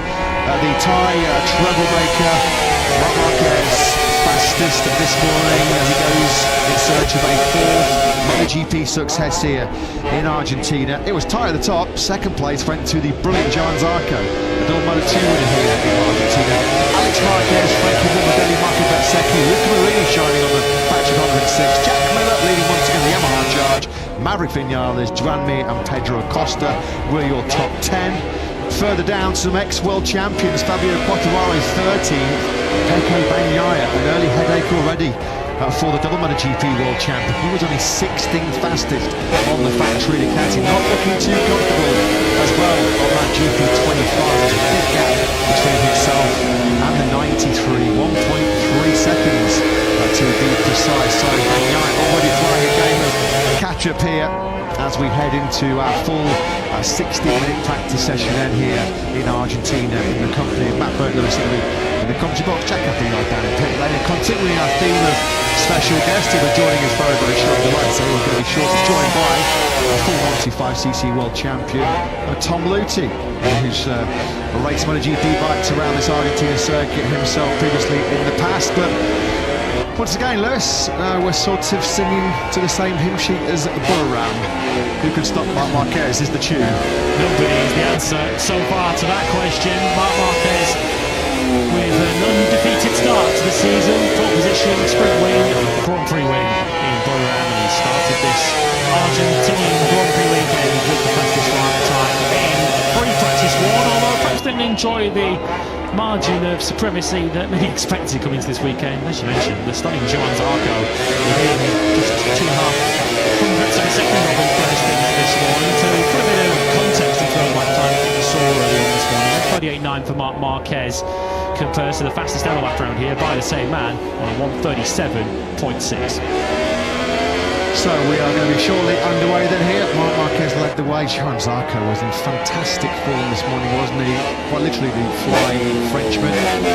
Pecco Bagnaia with a smile on his face now, assured that he'd done their homework. They've crunched the numbers on the laptops inside that factory Ducati garage. It looked like he was struggling for a really grip, and took the most of this morning's 45-minute session as we get the helicopter shot overlooking Termas de Rio Hondo. Great shot, that is. Fantastic shot.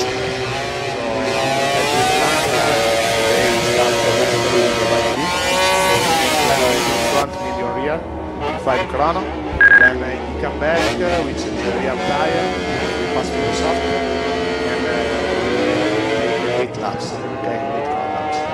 Then we prepare the bike for time attack, so in front and some rear. Second time attack, which is the rear tire.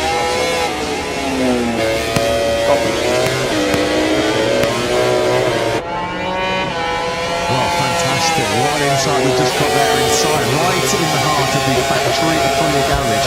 Francesco Beccararo, Marco Bezzecchi's crew chief, outlining the plan for Bez in this upcoming practice session. Lewis, starting on the medium front, medium rear tyre, a 5-lap run, and he'll come back in.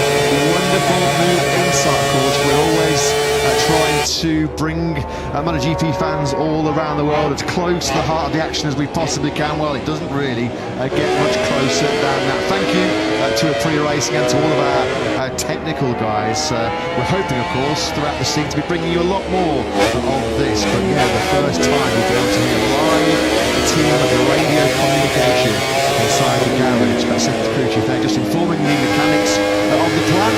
Love it. No secrets like Marco Bezzecchi. Yeah, we all know what he's going to be up to over the next 60 minutes, and you imagine the plan of most of the field won't be differing too much from that as they try to walk the tightrope between preparing for the 25-lap Grand Prix on Sunday, also getting themselves a lap time in to get themselves into Q2. A balance that Pecco Bagnaia didn't quite get right in Buriram a couple of weeks ago, and he left it all a little bit too late to get himself into the top 10. And when he did get a lap together, he found Frankie Morbidelli on the way halfway around it. So Marco Bezzecchi's plan is clear. Coming up in this practice session, he's going to be starting on that medium rear for a 5-lap run to kick off this session. It's an old cliche, isn't it? Fast rider or happy rider is a fast rider. Well, Alex Marquez is undoubtedly both at the moment. Super happy with life on the Ducati GP24.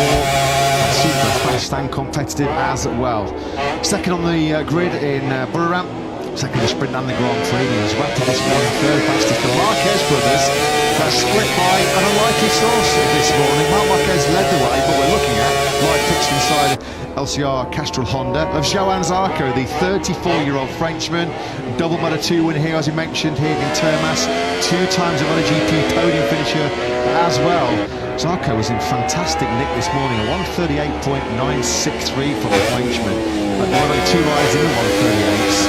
Interestingly, we've talked about, haven't we, that listening to Honda riders mention the fact they're still down on top speed, still down on horsepower. Johan Zarco was the slowest bike to the speed trap this morning. It's not all about top speed, isn't it? He was 10 k's down on Marco Bezzecchi's factory at Aprilia. He was making it all up through the high-speed corners and the hard braking in the last sector. Quickest in sector 4 on the slowest motorcycle down the straight. So it's not all about your outright grunt. Many different ways to skin a cat in MotoGP, although what that does outline, and certainly when you think back to the comments of Joan Mir post Buriram, Johan Zarco's going to want a grip position, isn't he? From there, if he's got the slowest bike in a straight line. Joan Mir said it was so difficult to overtake through the Buriram weekend because he didn't have that upright speed in the straight. Well, Zarco, in many respects, was the story of this morning's free practice 1 session, splitting the Márquez Brothers in second place. Let's get some early thoughts this afternoon from his team manager, Lucio Ceccarello, who joins us. Yeah, he does indeed. It's the MotoGP machine roaring to life behind me. There goes Joan Mir, the final of the 22, out on track. And Lucio, it's been an incredibly positive start to the season so far for the team, as we just try to work out and getting some. Can you hear me now? Yeah, all good. An incredibly positive start to the year. Johan, very optimistic going into round 1, and then delivered on that optimism, and it's continued into here as well. It must be a real nice move within the box at the moment. Let's wait the next hour, because this morning was a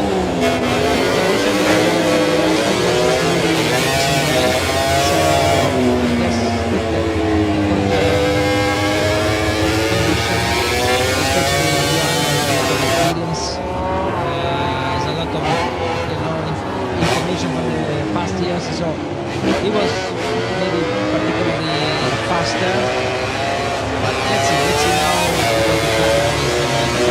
That optimism that was there throughout pre-season has carried through the opening round. It's here again with Johan saying he feels he can compete quite happily inside the top 6, top 7 potentially this weekend. So how pleased are you with the progress that clearly has been made over the winter?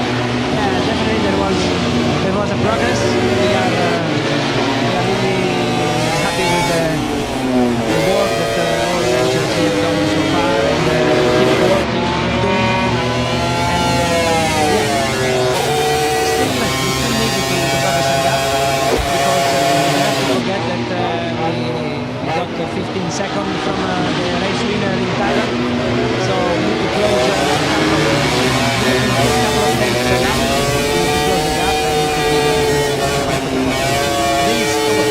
Podium. Do you think that that is a real possibility this weekend?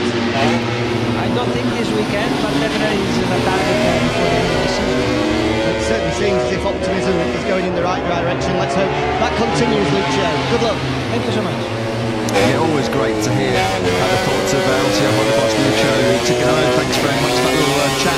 Jack, just for your reference, this morning when we were talking about the top speed, Zarco was the slowest from the speed guns, 333.6 kilometres an hour. The fastest through the speed trap this morning was Bezzecchi, as you mentioned, on the factory Aprilia, 343.6. So Zarco was giving up exactly 10 kilometres. That sector 2 this morning was the only sector, where Zarco didn't feature inside the top 4, so he was able to put together a pretty strong lap throughout, and of course they'd have looked at the setup and looked at the data and hoping it could be stronger in what is a full dry session. I think thankfully those early damp patches have cleared away, and it's just well, it will be later on the full time attack mode's engaged. Yeah, just on the line how strong Zarco was this morning. Didn't go for a new tyre at the end of free practice 1. He did his fastest lap time on 1:38.963 in his 18th lap of the morning session on the same tyres that he started the session with. Only 4 riders went for a second new rear tyre this morning in free practice 1. They were Jack Miller, who's up in 7th place, Bradman in 11th, Fabio Di Giannantonio in 14th, and Enea Bastianini down in 21st. Everybody else did the full free practice 1 session this morning on the same rear tyre from start to finish. Yeah, that's cause of concern, isn't it, inside there? Whoa! Riding cowboy. We don't go to the Texas Rodeo for another couple of weeks, do we? But Ayagura getting fully prepared for our trip to Texas in 2 weeks' time. Just as he drops over on the top of the curve there, isn't it? Coming out of the final corner, that elevation drop.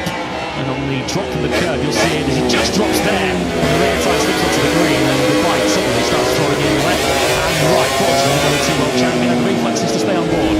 Just kept it pinned as well, didn't he? Davide Brivio can smile about it now, but yeah, that was a scare for Agura, who once again did catch the eye this morning, somewhat comprehensively quicker than his teammate Ralph Fernandez, who had a very small tip-off at the beginning of that session this morning.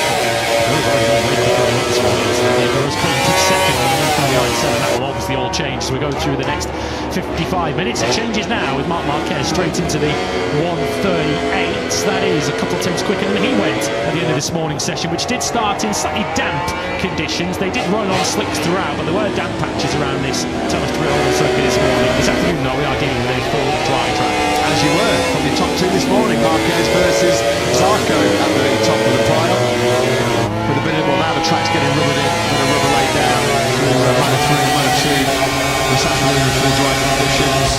And also, of course, this morning's MotoGP section towards the tail end of it now. So the track already was in a pretty good nick as well this morning. Solid play for us was forward to against that and spill the BMW motorcycle, but I did a great job of cleaning this track up. So Friday, the whole of Friday is pretty much spent cleaning up the track. Very difficult to find the optimal racing line as now we pick up Marquez. He's attacking hard through turn 6. Now he's hard on the brakes into the double apex right hands of turn 7 and 8. Minute wheel spin there on the gas. Coming through 7 and 8. He'll climb up towards the second gear, turn 9. Then he'll dip into this dip through turn 10, all second gear through here. And then this over 25 laps in the main race here on Sunday. This is where you really have to have some finesse in that right hand, because it's wheel spin city through there. The rule can be, of course, for time management. Time wear concern, we have the Grand Prix. 4th with 55 foot, the fastest point through turn 11. So, well, we've already had some fascinating insight from inside the factory at Brilliant Garage about Marco Bezzecchi's plan of action for this afternoon session. As always, thanks to the assistance and help of Brilliant, able to give us some of these unique insights to our fans tuning in all around the world. Marco Bezzecchi was pretty fast this morning as well. 5th quickest, our most recent Grand Prix winner here in Argentina. How's life for the New Orleans factory? Let's find out because the boss, Benora, joins Jack. Yeah, he does indeed. I'm going to touch on Marco's efforts this weekend in a moment. But firstly, it was great yesterday, Paolo, to hear from Jorge himself, who obviously we haven't seen so far this year. Great shame he's not going to be in Austin. Sounds as if Qatar will likely as well. But I thought most interesting, he said that he would quite like to have a test before getting on the bike. He's only done 14 laps, of course, at the opening Grand Prix in Sepang. Aprilia in talks with MotoGP about the potential of organising that, maybe changing the rules to be able to facilitate that. Could you just bring us up to speed with how the plans are to maybe making that happen? Yeah, after the injury of Georgi, we thought about it when we could bring to the racetrack again. We prefer to avoid Austin because it's one of the most demanding track in terms of the rideability. It's necessary to put a lot of force on the underpass and on the pit. So we prefer to give more time for him to to him the possibility to achieve the 100% of his health situation. And as you said, Jack, we told to the manufacturer about the possibility to test the MotoGP, to test our MotoGP we think that is a very good idea. It is not only for us, because we talked about many times in the last years, many riders come back to the racetrack and they were not able to run the MotoGP bike after only 1 or 2 laps. They decided to cancel the weekend. So we think that for safety reason, it is a very good option for everybody. It's not for us, it's for everybody, because we thought that having a test with a MotoGP bike is something that we can improve the safety for sure for everybody and for the show, because after a test with the MotoGP with the rear tire and the carbon brake and with such high power, we can bring Jorge in a very with more safe for us to do everything. And to be honest, if we bring for the show, we will be more safe also for the show, to be sure that he is fit 100% and is able to ride the bike. We thought about that riding a production bike, yeah, he could evaluate that he is good, he is able to ride, but it's not the same. Absolutely, the weight, the power, the reaction of the tire are completely different. So we think that we can discuss around the table with all the manufacturers, because it will be a safer proposal for everybody. You say you've spoken with the other manufacturers already, or are you planning to speak with them? We put on the table with Dorna initially, and then it is in plan to talk with the other manufacturer to have their evaluation, their thought, because it is necessary to have the approval of everybody, because only we necessary to make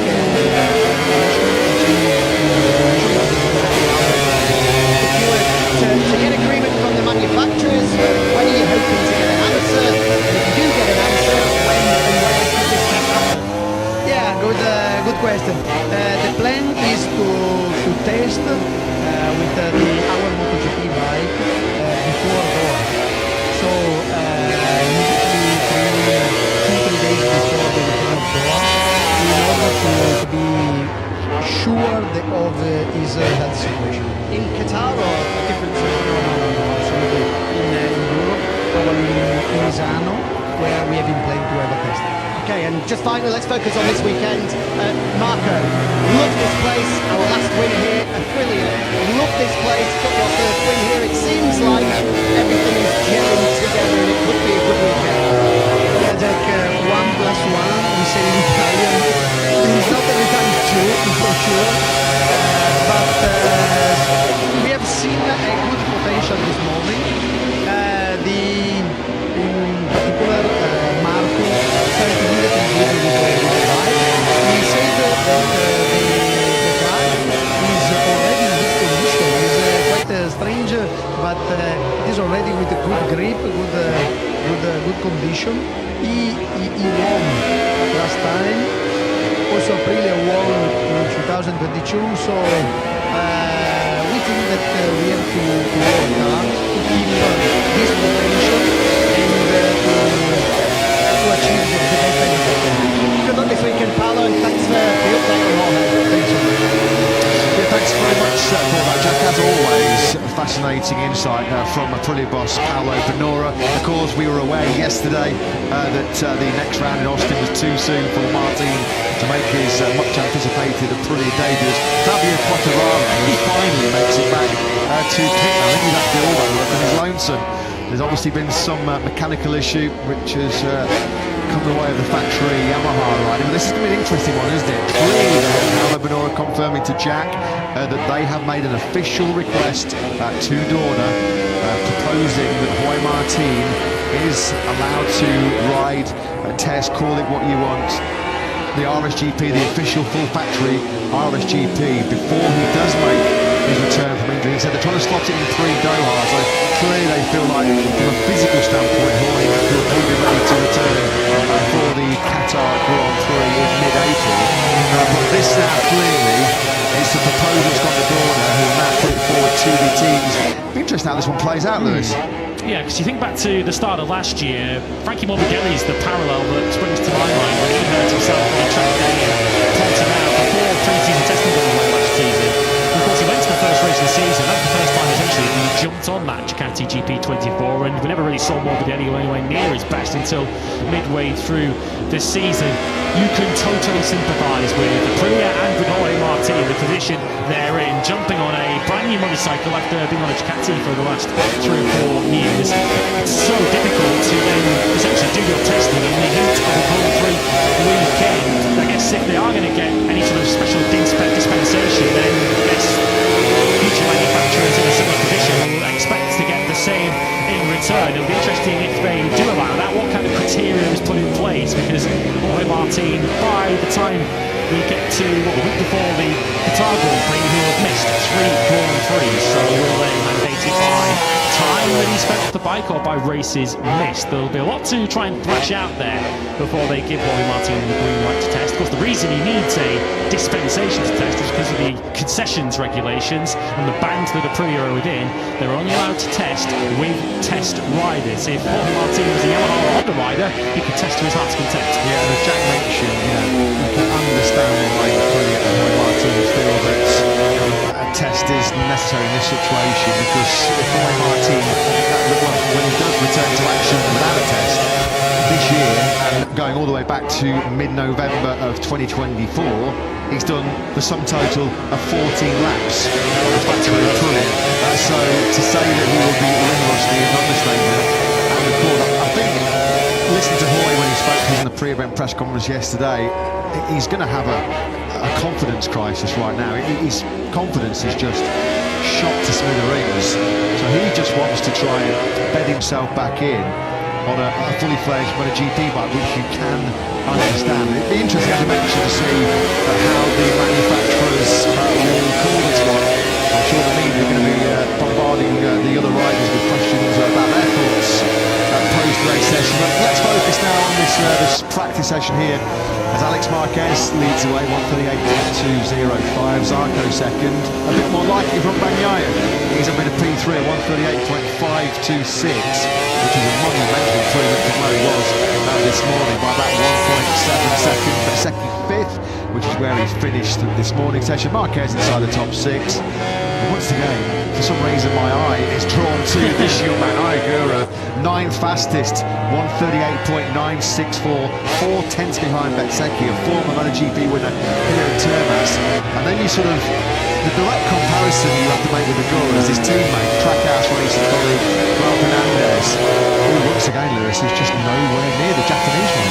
Yeah, strangely, looking at the speed trap, Raul Fernandez is by far the slowest rider through the speed trap at the end of the back straight. 330 clicks he's done. He's essentially 15 kilometres an hour, 10 miles an hour. Give us, give or take, 22 mile an hour down on Paco Bagnaia is the fastest rider through the speed trap. So Raul Fernandez clearly having 1 or 2 issues. He's currently done a 139.9, level with Sonkiat Chantra down in 20th place. Hope for Honda as well, as we have Zarco second, Dranmere 8th, and Luca Marini in 10th place. Early in the days, of course, in this Termas Grand Prix weekend, but we do have 3 Hondas currently inside the top 10. We've got 9/10 of a second at the moment covering the top 11. That's down from Alex Marquez to Pedro Acosta. Back with Zarco then. Here he goes then now through turn 13, gets the power down on the Honda LCR machine. Believe it or not, it's only a short one, isn't it, to that finish line here in Termas, but by the time they do hit the finish line, they're already third gear, over 150 kilometres an hour. As we pick up now Zarco on the exit of turn 1. Tricky braking zone this for the second corner. This is where we saw Marc Marquez crash out of a commanding lead back in, what was it, 2017. MotoGP pick up now the 93. Attacking hard through the first couple of corners. It is Marc Marquez that still holds the all-time lap record here. 11-year-old all-time lap record going all the way back to the old Bridgestone era, of course, of 137.683. You do feel that that is going to be blown out of the water at some point here this weekend, possibly even within the hour. So we get towards the phase of the session where there will be soft tyres thrown in.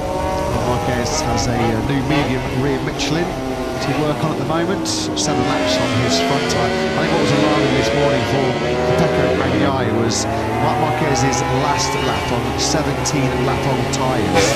We're still half a second faster than Pecco Bagnaia's best of the entire session. It shows what great form that Marc Marquez was in this morning. As we pick him up now, going through the double apex right-handers of 7 and 8.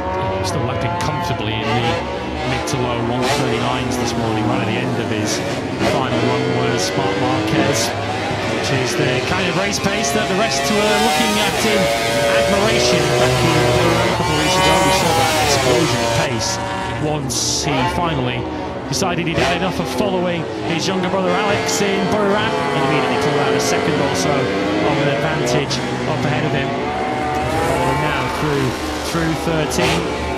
Fabio Quartararo finally heading back out on circuit on Yamaha, which he hoped for work a lot better than the last one did. And Marc Marquez now does go back to the top of 138.184. Couple of hundredths clear of his younger brother Alex, who have a 310 cushion over Jean Zarco.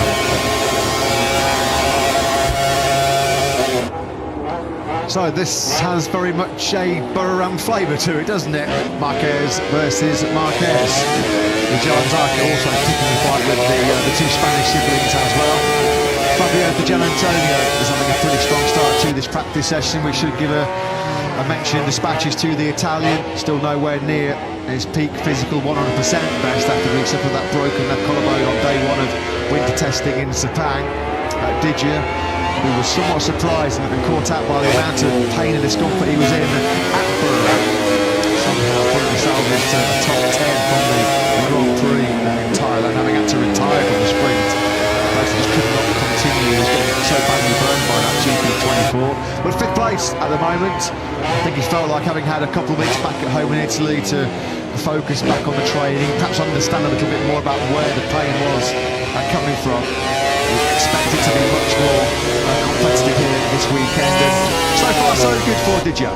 So far so good for Jean Zarco too, who gets us down to a 138.006. We are now just a third of a second or so away from the all-time lap record. So this man, Marc Marquez's record that he's held since our very first visit in 2014. Looks like 2025 is finally the year that gets beaten. This is brilliant, isn't it, by Zarco? Although Marquez has just immediately stolen his thunder back.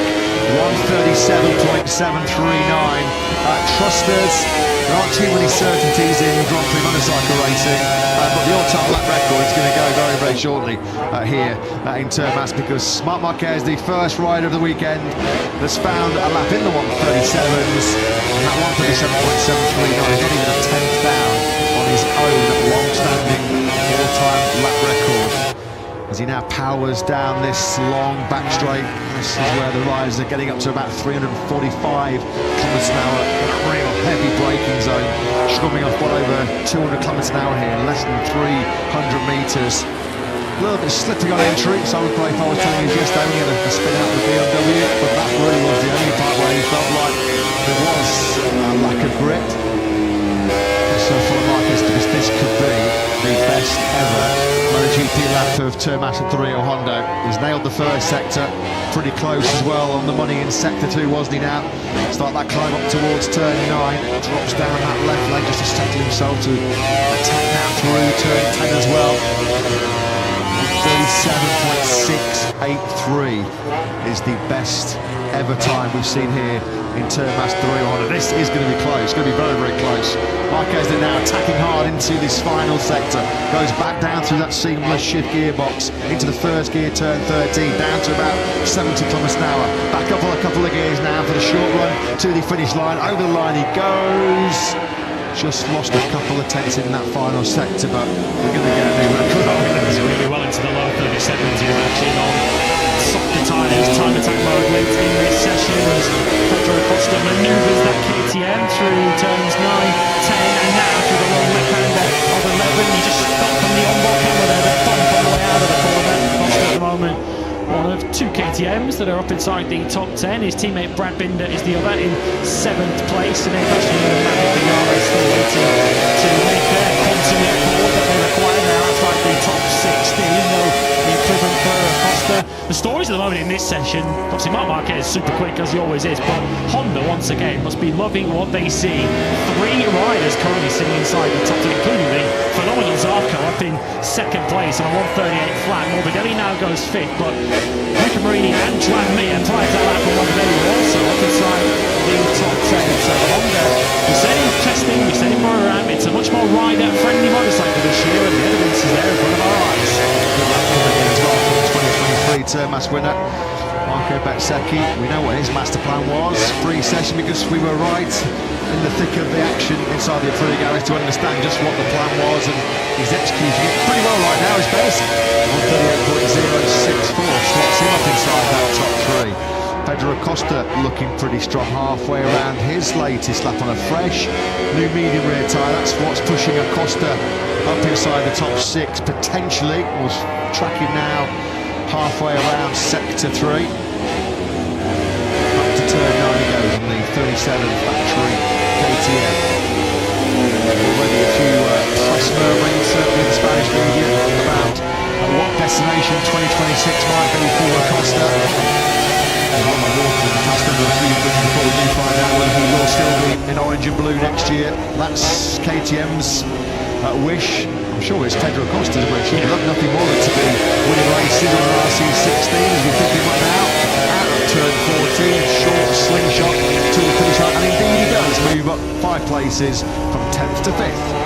Top KTM at the moment. Fabio Quartararo has got back out there. I saw him leaving the box after his previous Yamaha was unfortunately grinding to a halt at the side of the racetrack, and Quartararo desperately seeking the help of the marshals. He's now up into the top 10. Here he is, the 2021 world champion, looking to push on his next lap. Quartararo 10th, top Yamaha at the moment, but he is the thick end of the second adrift of Marc Marquez, and that Yamaha wasn't stopping like Fabio wanted it to into turn number 5. Yeah, it was slick on the entry to turn 5. That was catching out Fabio Quartararo there.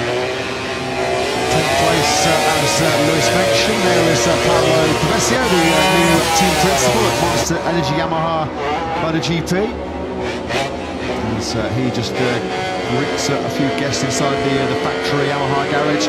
Quartararo 10th, Alex Rins in 15th place.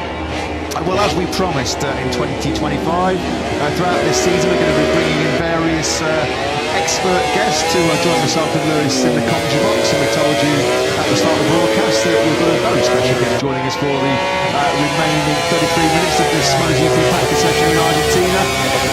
2005 125cc world champion, can't believe it's 20 years ago since he did that. The most successful rider in Moto2 history in terms of podium finishes, a MotoGP rider of course back in the day, and now still very much involved. Great to see him involved in the MotoGP paddock as a rider coach for the Liquimon League Dynamo Intact Moto2 team, and it's fair to say he's done a very good job so far. That's what we saw in Thailand with Manu Gonzalez taking the victory and Senna Aegis in third. Of course, I'm talking about Tom Luthi. Tom, welcome. Great to see you. Thank you very much. Thanks a lot. So let's, we're going to focus, of course, on MotoGP and what we're going to see in the next half an hour, but we have to start with your current job, I guess, a loving life inside the Intact GP garage, particularly after a double podium in round 1 in Thailand. Absolutely, absolutely. It started actually already during the pre-season tests. We had very good tests, lucky with the conditions as well, but we could do some laps already, and Actually, both boys did a good job so far already. So we went to Thailand already with a good feeling, all the team, and in the end, it's not just one guy or not just a rider, it's all the team who's doing a good job, and I'm happy to be part of it. Yeah, great job so far. Of course, you've ridden Moto2 bikes here in Argentina. You've ridden a MotoGP bike around this track. It looks pretty spectacular. Lots of fast sections, hard braking. What's it like to tackle turns on a MotoGP bike? I'm sure the reason with the MotoGP bike, if I'm honest. Okay, now. let's talk about Moto2 then, Jack. But anyway, to have the experience to ride with the MotoGP bike here in Argentina is spectacular, as you said, for sure. The track looks, I was surprised actually how good it looked when we walked around the track yesterday. It was quite positive, but sure, you get some bumps, it's used a little bit, and now during the weekend it will get better and better and better. We can see now here in this MotoGP practice the black line, so they put some rubber on it, it helps for all the classes to get a better feeling. How mindful you have to be of that when you're working on the bike through the sessions of the weekend. You know that you're aiming at a bit of a moving target. You know that the track is going to be evolving as you go through the weekend. Is it about staying patient, not trying to chase your own tail as you go through from one session to the next? That was the first thing I said to the riders. Just keep cool, guys. Friday will be maybe not that nice to ride, not a good feeling. Just keep cool. Don't set up the bike like completely on the opposite way. Just wait until the track fits to the bike again. We've already seen record times in Moto3 and in Moto2. Of course, the first time we've seen Trotty tyres in the lower classes operating here. We're getting very close to a new MotoGP all-time lap record. What's the key to a good fast lap around Termas, Tom? That's a good question. Put it all together in the end, you know. We have different parts of the track. Very important part of the track to use or gain a lot of laps time. On the 12, 13. You have different lines there which can be fast, but it's very easy on this track to make too many meters. I mean, to make a 2-round line and make too many meters in different What a track you enjoy riding? Did it suit your riding style? I was struggling actually here, but still enjoyed the layout. I like the layout a lot, and especially through the fast corners, what we see now here with Zacky, it was a lot of fun even with the Moto2 bike, you know, spinning the wheel and put some lines on that one. Zacky, now, what did you make of what we saw in Thailand, Tommy, in MotoGP? I guess we were informed by what we already saw in the pre-season test with Márquez Brothers looking super strong. Was that in line with what you were expecting going into the weekend, or did anyone stand out to you? No, I was expecting it. I mean, everybody expected it after the pre-season test that Marquez was very strong this season. But for me, it was even one more step what he did. The tactics and the brain work he did during the main race on Sunday was just wow, absolutely. Yeah, and of course you've been a rookie yourself in MotoGP back in the day. Akbar, we know he's a phenomenally talented rider. He's the reigning Moto2 world champion, but I don't think anybody expected him to be top of brilliant qualifier, top of brilliant in the sprint, top of brilliant in the Grand Prix, and fighting for the podium. I mean, what did you make of the ride performance, Tom? Because it was super impressive. Very, very impressive, absolutely. I think he was surprised like everybody else from his performance he did. And I think he showed, I mean, during the test already, he was not too bad. He did a good steps forward. He was coming closer to the top. But then with all the pressure you got on your first MotoGP race to be there on the grid with these guys and then stay cool like he did and doing the job without mistakes, this is really heads off. Yeah. I don't know how much you've seen of I close up in Moto2, but it feels like a perfect mentality, mental approach for MotoGP, just taking everything in his stride, just super calm and just taking everything as it goes. Do you feel he's got the right kind of mentality to adapt to it? We're seeing it on the timesheets at the moment, but nothing seems to phase him, does it? That's true, absolutely. He looks really, really cool and calm and absolutely relaxed, and he knows absolutely that he's a rookie and still need to learn a lot. But what I think is also very important to really step on the MotoGP It's the team and the people around you. You need this great support. You need to feel this security, this safe part around, that you can trust your people around and just do what they say in the end and focus on the riding. And I think that's what he has and what he does. So it's really absolutely impressive.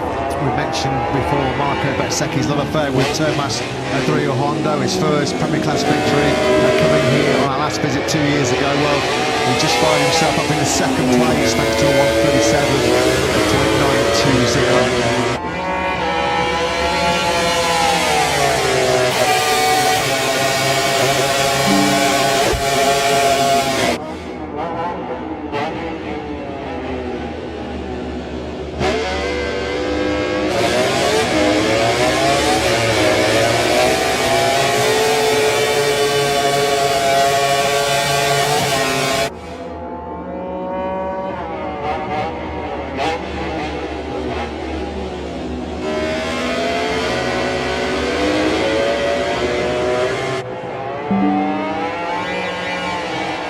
That's just under 2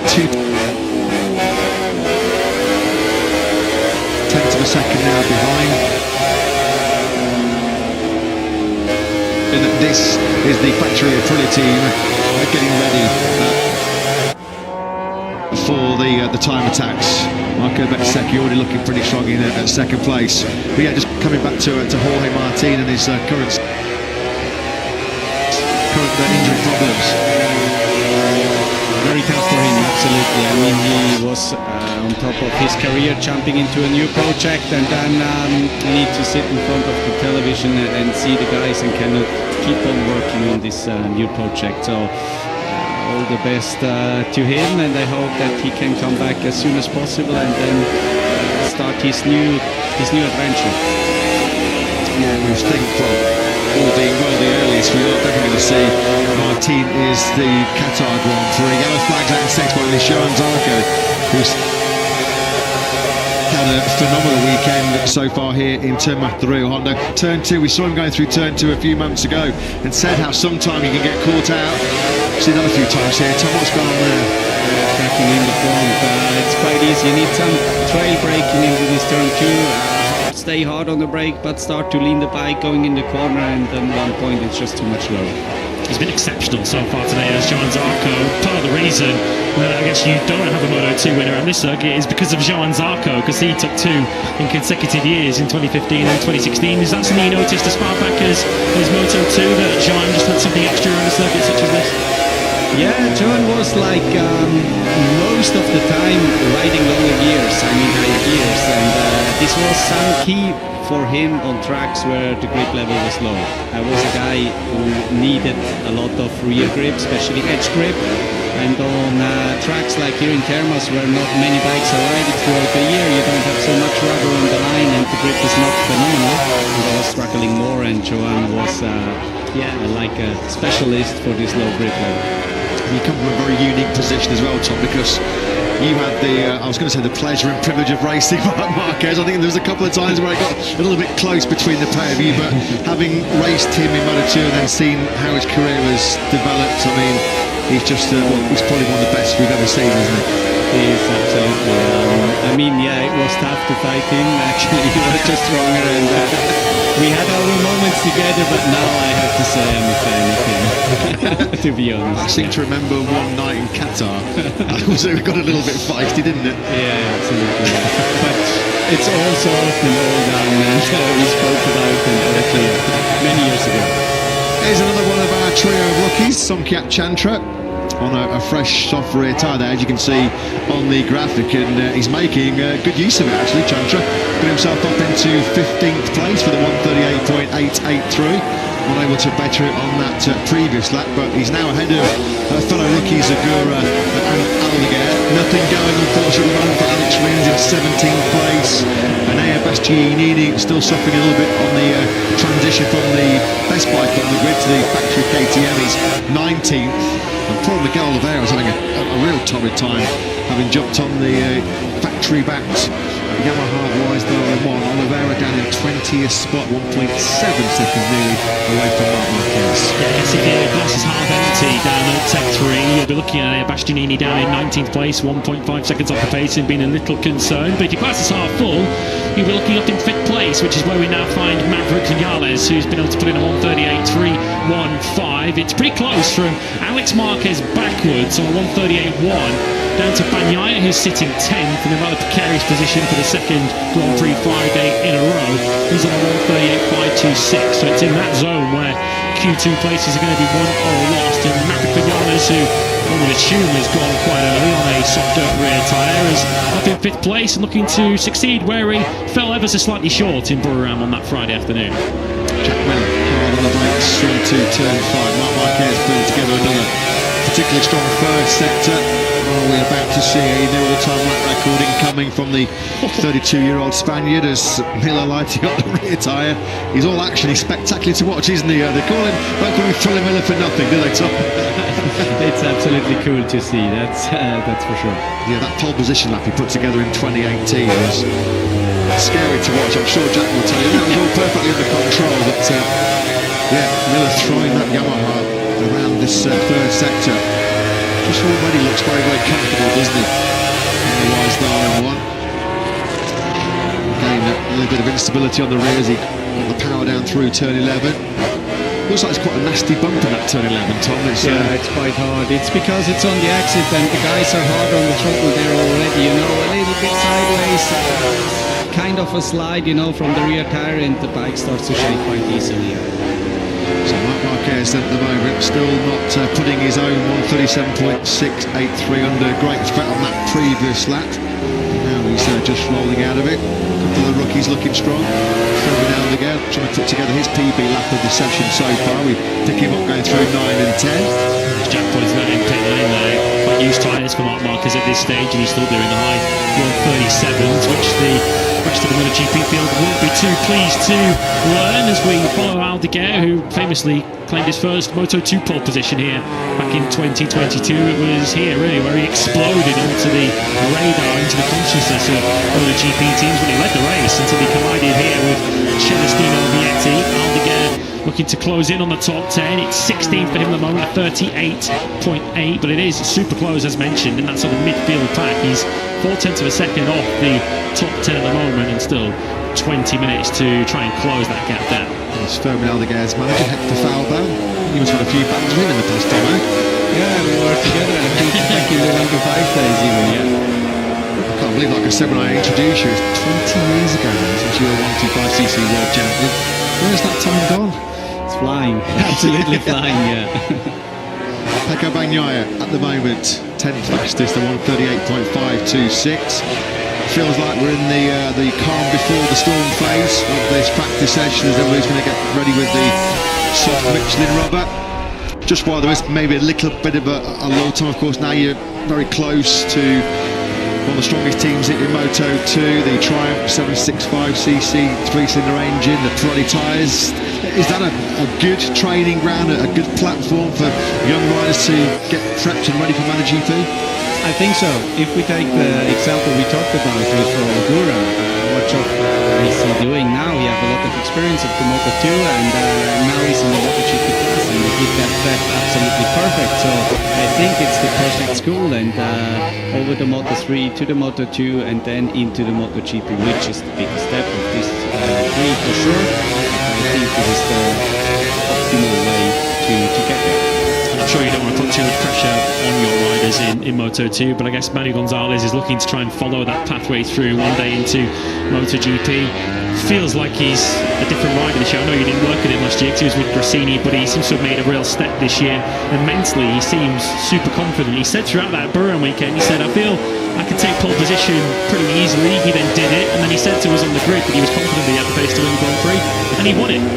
He was right, and this was the thing what impressed me the most from him during the testing, I have to say. His mental and the self-confidence especially. So he feels very good at the moment. We try to keep his focus in the Moto2 for sure, not thinking about the future in the MotoGP. This could disturb his mental thing, you know. I think it's important to keep on going, keep on working, but he's doing a brilliant job so far. Yeah, he talked the talk on the grid with Jack in Burrow, and fair play, he walked the walk as well. Here we go then, there are some hot laps going in here. Joan Mir up to P5, Pedro Acosta up to second at 137.827, so the two Spaniards already making big steps as they've gone for their first time attacks. Yeah, you suspect if you're not in the 137s, you can forget a place in qualifying 2 with Acosta's 37.8 immediately on a softer rear tyre. You'd imagine plenty will expect to make that same jump forward, and many will be focusing on the rider currently sitting in 10th place. Pecco Bagnaia right on the edge of qualifying 2, will be keen to not fall into the same trap he fell into a fortnight ago. Here's Acosta, really strong first sector for him. On the brakes now into turn 5. He'll pick up the throttle. Of course, it's about here in 2015 where there was the infamous Marquez-Rossi tangle, managing the wheel spin now through turn 6. Talk us through this part of the lap, Tom. This part here is quite okay. Now he missed it a little bit too late on the brake. If you're too low sideways, you miss the braking point there very easily, like Pedro did. So, but the entry is normally like quite tough, and then the corner opens towards the end, so that means you can turn a lot with the rear wheel, but you need to be careful during the race, especially for the distance. Yeah, turn 6 and turn 11 as well. You do a lot of turning with the rear tyre here in turn left, don't you?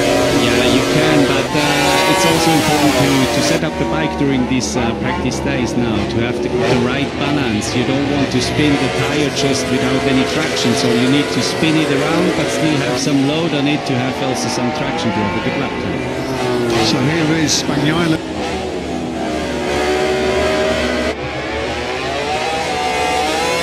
As mentioned, all eyes on the double world champion in this.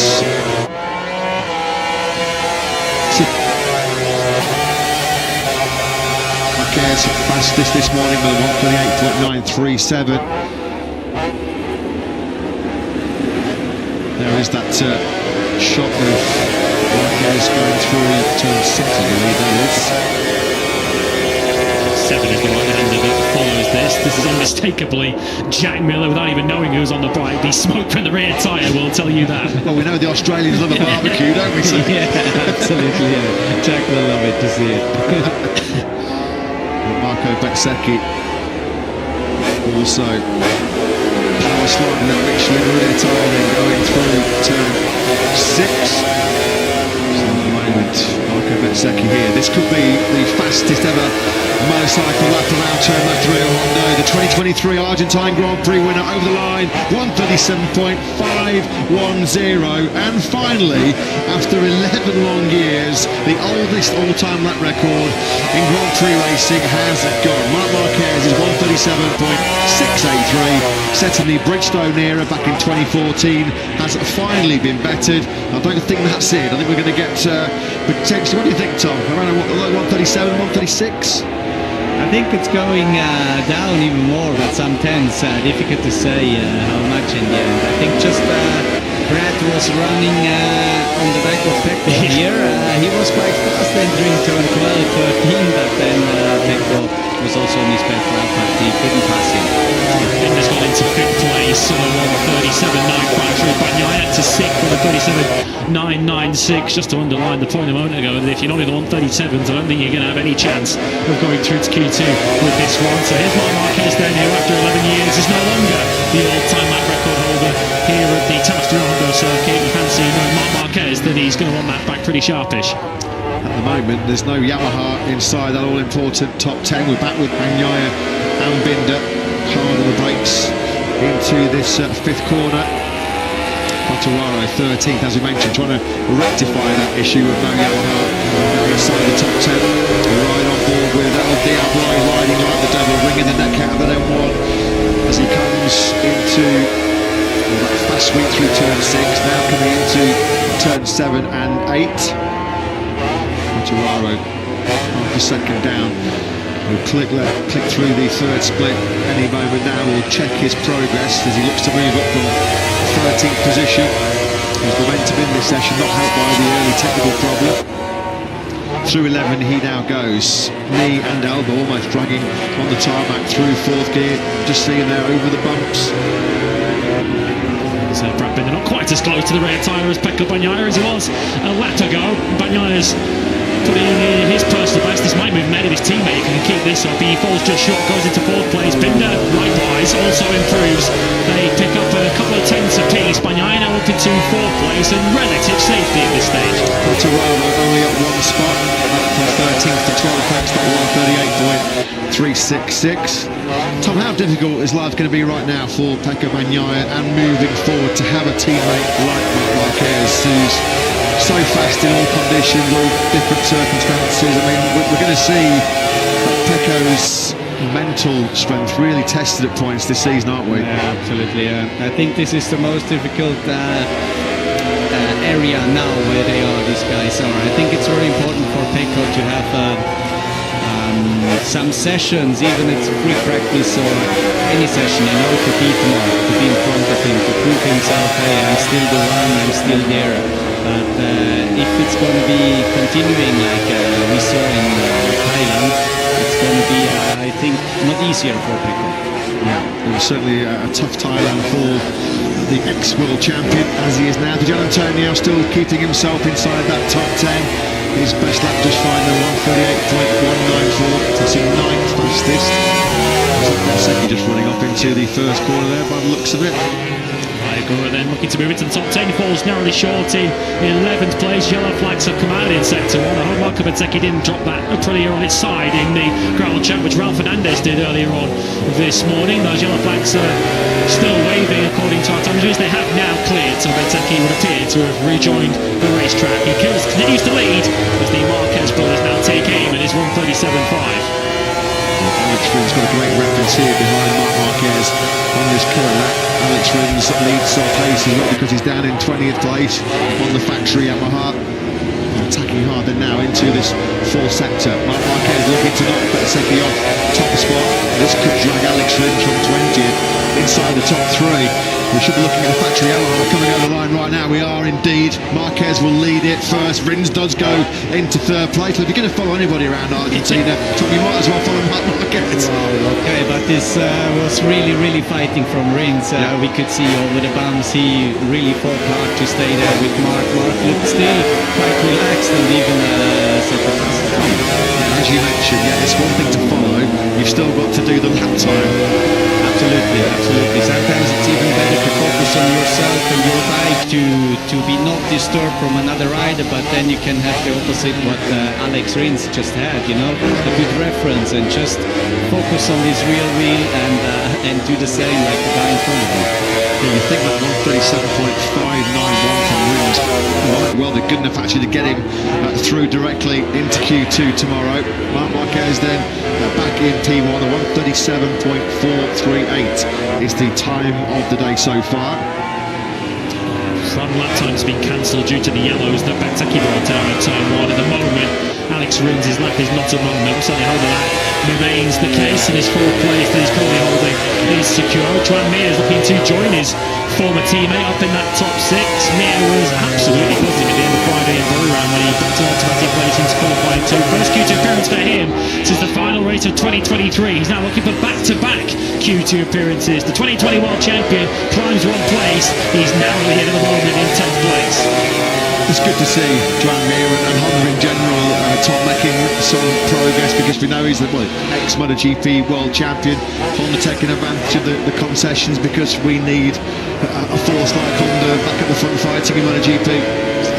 Absolutely, we don't want to see a single factory cup in front in this MotoGP world. It would be nice to have all the factories, mixed up a little bit. And I had as well with John Zarco, I had a nice talk yesterday. Asked him a little bit about if he maybe sees some chances with other tracks and so on, and he said more important is the progress, what they are doing at the moment. And so I think Honda is really doing a good job, and they keep on working. Especially we just looked at Joan Mir. He's a truly hard fighter, and I like that to see not to give up and keep on going, and I think that's the way hopefully that they will rise again. Yeah, he seems to have his mojo back as well, Tranmere. Just when he speaks to you in the press room, speaking to the media, you can just see there's the old Tranmere coming back into the paddock as we pick up Marquez again. 7 minutes and a little bit more remaining then in this 60-minute practice session here. Marquez, Zacky, Alex Marquez, Rins, Acosta, Bagnaia, Di Gianantonio, Binder, Morbidelli and Zarco. They are currently the 10 riders that will sleep better tonight if they're directly through to Q2. Quartararo has perhaps just seen the tempo of his teammate Alex Rins latch onto a factory Ducati, and that might be the way to get yourself into Q2. Rins followed Marc Márquez and Fabio Quartararo exits pit lane, hot on the heels of Pecco Bagnaia. Bagnaia then leading Quartararo out for what will be their final stint. Decisive 6.5 minutes coming up shortly. Bagnaia in 6th place, the gap down to 10th. There's only a couple of tenths, so not a given that Bagnaia's got his place in Q2 directly booked so far. Tomorrow's not going to be moving anywhere apart from all that rear tyres. Bagnaia tosing down this 1 kilometre back straight up towards turn number 5. These are outlaps for the riders who followed each other as MotoGP World Champions. The 2021 World Champion follows the 2022 and 23 World Champion. Gura getting ready for action. He was brilliant. And the first time we saw him have to go into time attack mode in Thailand, qualified as the top Aprilia in Buriram. Was lacking experience in this kind of situation where you've just got to go gung-ho. New rear slick then for Bagnaia, as we expected. 4 laps he's done on that medium front tyre. Quartararo just running a little bit wide on that swing through turn 10. This is turn 11 where you really will be managing the rear tyre over the course of the full 25 laps in the Grand Prix here on Sunday, 3 p.m. local time. And just for those of you watching at home, it will be lights out for both the Sprint and the Grand Prix here on Saturday and Sunday. 12 laps, the Sprint will be in just under 24 hours time.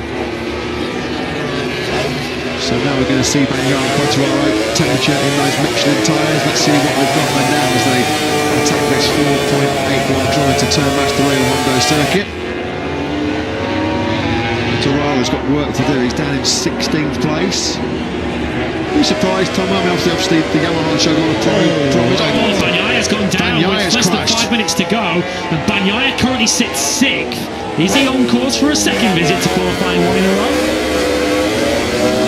As we mentioned, top turn 2, it's a corner that can catch you out as you try braking in on the front there, but this is building the pressure once again on 63. Yeah, absolutely. He was fighting hard already into turn 1, and I mean, it's not even really a mistake, you know, it's just a little bit too much for the time of the tyre, and then losing the front quite easily. And I think also kind of lost the chance for Fabio behind, because we saw it with Alex Rins, his teammate. Yeah, absolutely tucking in the front. Nothing dangerous, but sure, he lost very important time in this practice. I mean, the time is running now. Yeah, and as you mentioned, we always thought that 137.834 was not potentially good enough to get him into Q2, and now he's going to be really facing an anxious final 4 minutes of this session, and there's nothing he can do about it. He's a spectator trackside now, just hoping that he somehow can cling on to a place inside the top 10. Putting that under immediate threat is Quartararo, who's now in the final sector, 1 corner left for the Frenchman to navigate. This is going to be a top 10 lap from Quartararo. Over he goes, it's 5th. And so straight away, Bagnaia goes down 1 place to 7. Wasn't as if Bagnaia towed him. He only towed him for 1 corner, didn't he, before he went down at turn 2. Quartararo did that all by himself as he slots in behind his teammate. Pecco Bagnaia will arrive back in the Ducati box in a couple of minutes' time on the back of that scooter, and I'm not quite so sure whether he's going to be in Q2 when he arrives there. Lots of late laps being cancelled for the Bagnaia yellow flags. Vinales and Acosta on the KTMs that lost their previous lap. No problem, no drama for the other side of the Ducati Nuevo garage as Marc Marquez looks once again in cruise control. Seems like he can do sort of mid to high 37s for fun. And Alex Rins is doing the same game again like in the outing before. Just stick behind Mark and try to stay there. Laughing at last time, so so I might as well try it again.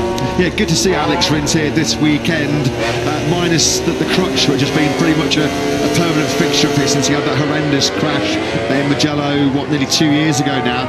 He went back to Andorra, I believe, and saw some specialists. He's now sort of walking around without a crutch, but with sort of a special custom-made carbon support for his right leg.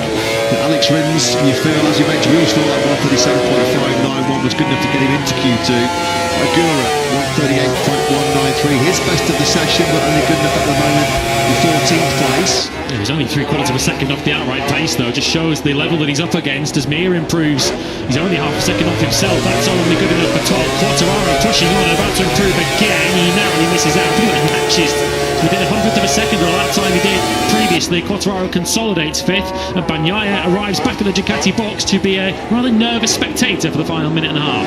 Nervous because look at these times coming in from Morbidelli and Binder, who are both at the moment behind Bagnaia in the standings. Will track Morbidelli over the line on the 21 bike now. He does not make any improvements. He stays in 10th place, so he's very vulnerable as well, isn't he? Morbidelli has a very sort of frustrated and angry looking Bagnaia makes his way back into the factory Ducati garage. Nothing's coming easy for Pecco Bagnaia right at the moment. He's now going to be watching as the yellow flags come out in the first sector, so it won't affect any of the riders currently on your screens. Led by the Trackhouse Aprilia of Ralph Fernandez. Alex Marquez from 3rd climbs a place to 2nd behind his brother. Brad Binder now up into 4th place. He's found a mid-37. Bagnaia back to 8th now. Yeah, look at this from Zarco. Zarco on course for 6, which he has taken, and that now is threatening to prove what. Bagnaia down in 9th. Zarco runs hot into the first corner. Look at this from Agura. Perfect time to pick up the 24-year-old Japanese rider, Moto2 world champion, of course. Agura goes 10th.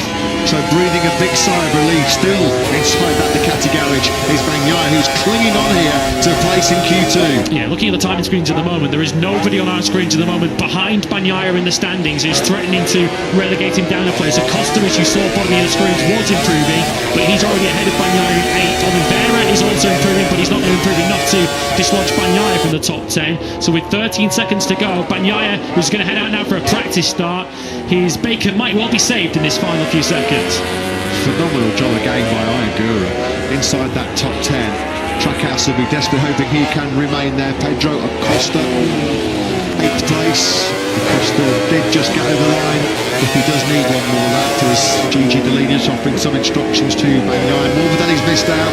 In fact, Morbidelli certainly has missed out. The Gian Antonio trying to put together a late charge here, which could be delivering some late pain for Agura. There is Digia. You can just see his name at the bottom of your screens. He's up by 8/100 of a second. Marc Marquez just looking to hammer home his advantage. Not that he really needs to, because he's already in position A in this session, thanks to that early 137.438. Bagnaia should be okay here. Marini's not improving by enough, so even if Gian Antonio relegates Bagnaia down to 10th, Bagnaia doesn't look as if he's going to be relegated any further down by anybody else. The rider who will be in trouble here, unfortunately, from a Trackhouse point of view, is Agura, who's sitting in the final place in 10th. Marquez goes across the line down to a 37.2. He's 2/10 clear. Gian Antonio up to 2nd place, pushes Agura out. Bagnaia to 10th, but Bagnaia should not drop any further. Special that by Gian Antonio. We know he's still suffering through injury. That was a brilliant 37.4, Tom. Yeah, really impressive, absolutely. But Mark even he stayed cool in the end, you know, and he waited. He saw the yellow flag what was out there, and then he waited a little bit, saved the tire, and then he put an attack on the very last lap. And this is quite impressive for that time. Quite impressive and quite ominous as well. If you're trying to beat Mark this weekend, we know he's so good around this circuit. Kota to come as well. Looks like he's going to be the clear favourite heading into the sprint tomorrow. Great scenes inside Pertamina Enduro VR46 racing as Fabio Gian Antonio's late flurry sees him getting himself easily inside the top 10, 2nd fastest for Digia. Alex Marquez 3rd.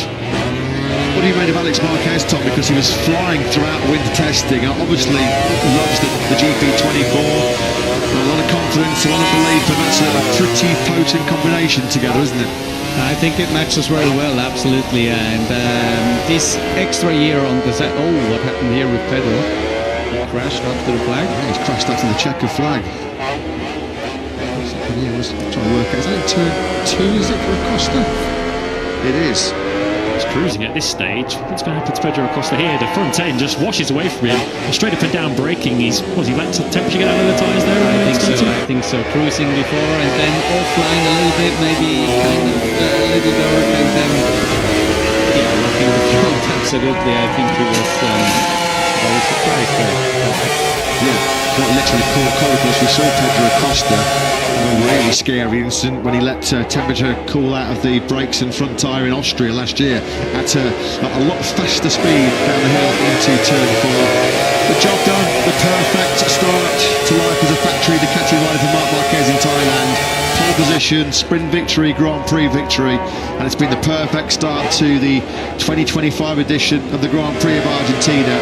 He led FP1 this morning and he leads practice this afternoon. Can we really see anybody stopping him this weekend, Tom? Not yet. Let's keep on going the weekend and we will see. Yeah, we'll live in hope that we're going to get a spectacular show this weekend, but just looks so comfortable, so comfortable. I think that's what struck a lot of people in Thailand, Tom. We sort of normally see Marc Marquez, he's out of shape, the front sliding, the rear sliding, he's missing braking markers, but in Buran, I don't ever recall a single time that he was on screens where we saw him, out of shape, aggressive. It just looks so easy, so smooth, which is not like Marc. Never in any trouble, absolutely, and especially what I said on the beginning when I joined you guys here, it was so impressive to see him mentally, how much space he still had in his head to think about tactic things and control all the ways like this, where you see again from Pecco. Yeah, the crash, which thankfully for his sake did not ultimately cost him a place in Q2. Just on board with Fabio Quartararo at that point where we saw Bagnaia took the front end. Davide Tardozzi, yes, already looking a little bit frustrated himself. Fantastic job though by the two factory Yamahas. Alex Rins 6th fastest, Fabio Quartararo 8th fastest. The pair of them directly through to Q2. Let's get the thoughts of the boss, Maio Meregali, who's with Jack. Well, Maio, it was no fun at the opening round of the year. Paolo saying that there were no positives to take from it. There's a few positives now. Yeah, well, we already start seeing good sign. Actually, Buran didn't go as we wanted, but here we were quite afraid because the track is always very green, the grip is not enough. This aspect is usually worst for us.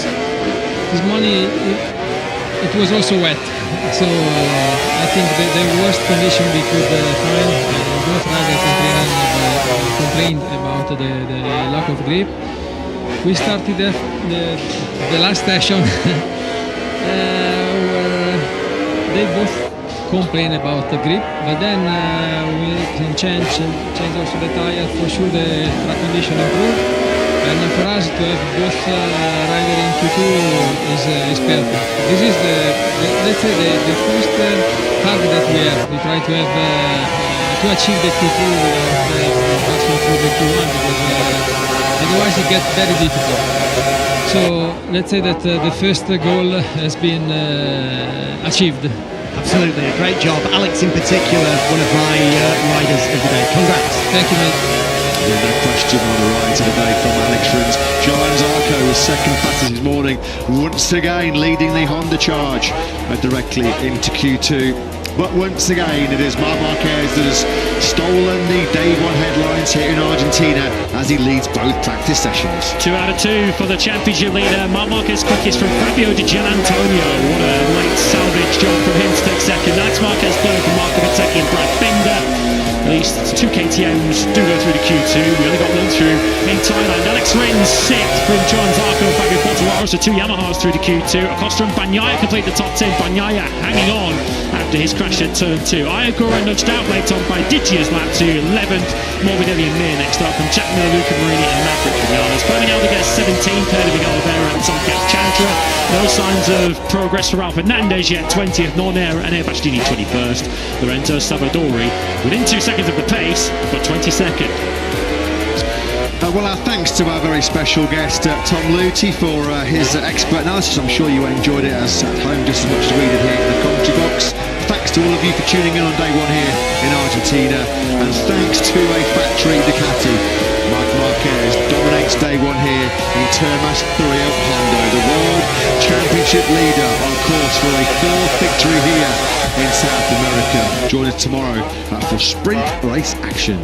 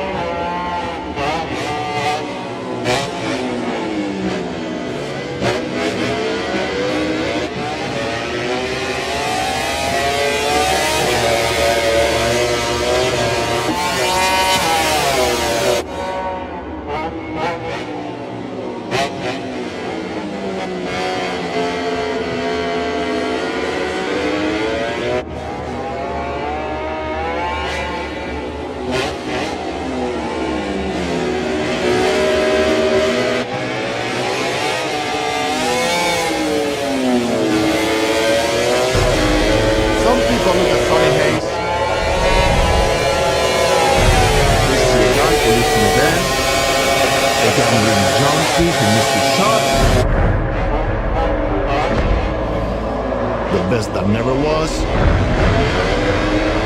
But I see possibility.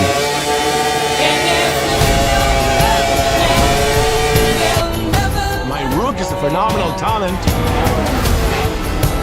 but he's young.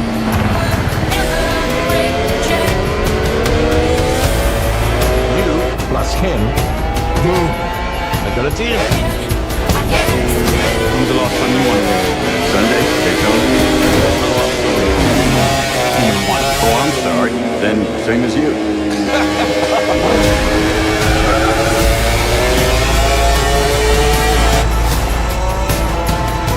There's this new guy. He's old. He's such a prick. He's quick though. Did anything start with criticism since I'd always been? Don't be such an awesome.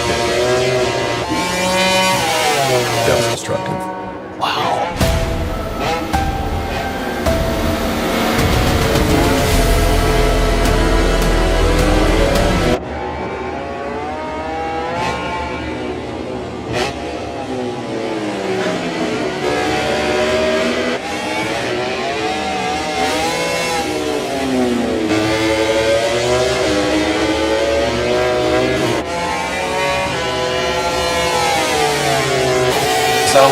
Assalamualaikum warahmatullahi wabarakatuh. Assalamualaikum.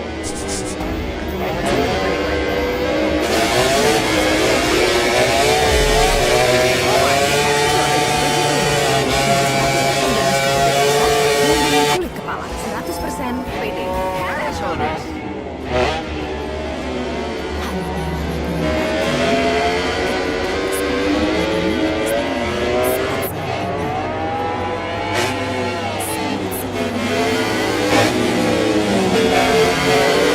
Assalamualaikum warahmatullahi wabarakatuh. Banyak sekali pertanyaan jamaah. Ustaz kasih kami channel untuk kajian anak-anak muda. Ada anak muda berasal dari Aceh. Biasa channelnya Beautifull Akbar 6. Tonton, subscribe, like, share, komen. Assalamualaikum warahmatullahi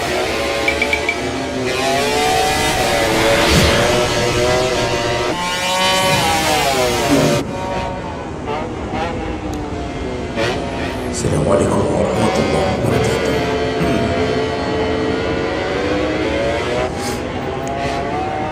Alhamdulillahi rabbil alamin.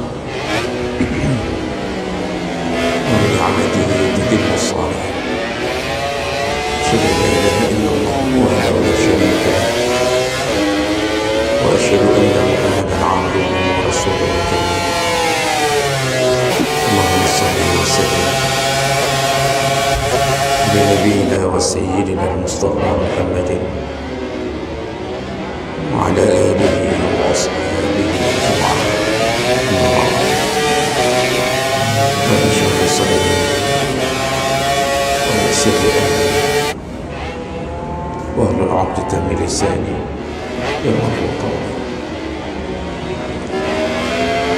Segala puji bagi Allah, kemudian selawat dan salam kepada Rasulullah, kepada keluarga dan seluruh sahabat-sahabatnya yang Allah muliakan insyaAllah. Bapak-bapak, ibu, jemaah, saudara-saudara, dan kepada semua pengurus masjid, semoga kedatangan kita menjadi penyebab Allah melimpahkan pahala kepada kita.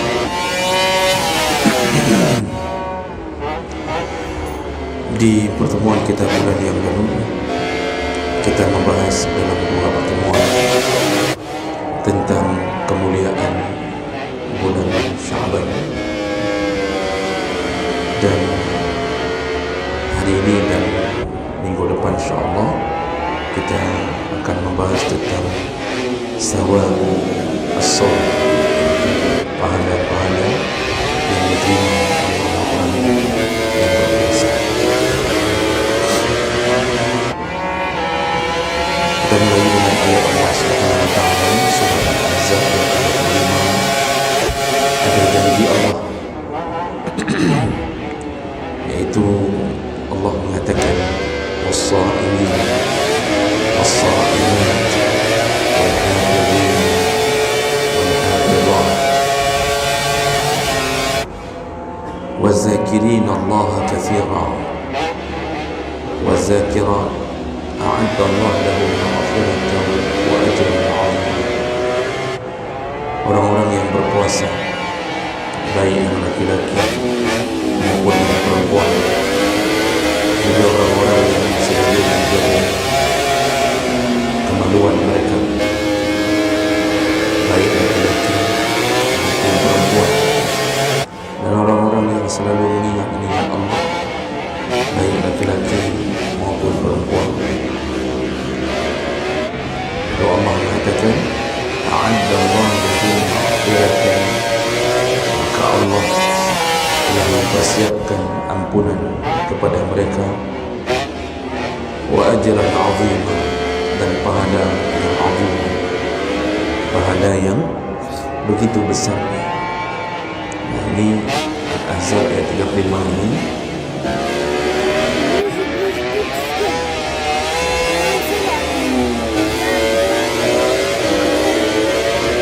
bahagian daripada janji Allah untuk orang-orang yang berpuasa. Selain puasa ini disebutkan menjaga kemaluannya. Jadi maksud menjaga kemaluan di sini adalah menjaga kehormatan diri. Karena ada dua benda di tubuh kita, ada dua anggota tubuh yang paling sering membinasakan kita dan memasukkan kita ke dalam neraka, yaitu yang berada di antara dua rahang, lidah, dan yang berada di antara dua paha. Rasulullah menyatakan baina al-yadayn wa baina al-fakhizayn, yang berada di antara dua rahang adalah lidah. Ini anggota tubuh yang paling banyak memasukkan seseorang ke dalam neraka. Dan yang kedua, di antara dua paha adalah fakhizain, yaitu kemaluan. Dengan lidah dia melakukan berbagai dosa, mengupat, memfitnah, membuka aib, menjelekkan, menghina, merendahkan, melecehkan dengan kata-kata, menipu, dan seterusnya. Dan anggota tubuh di antara dua paha, yaitu kemaluan, maka dia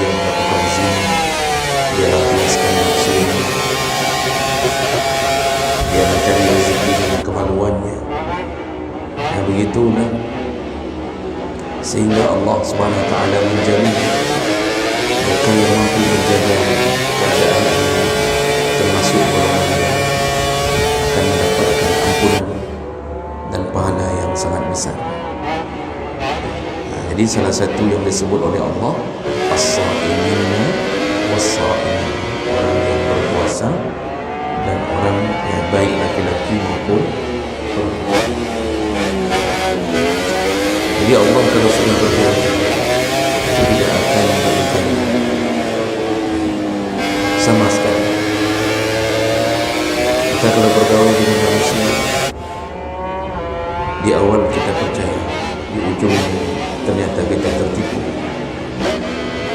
Bahkan jangankan dengan orang yang baru kita kenal,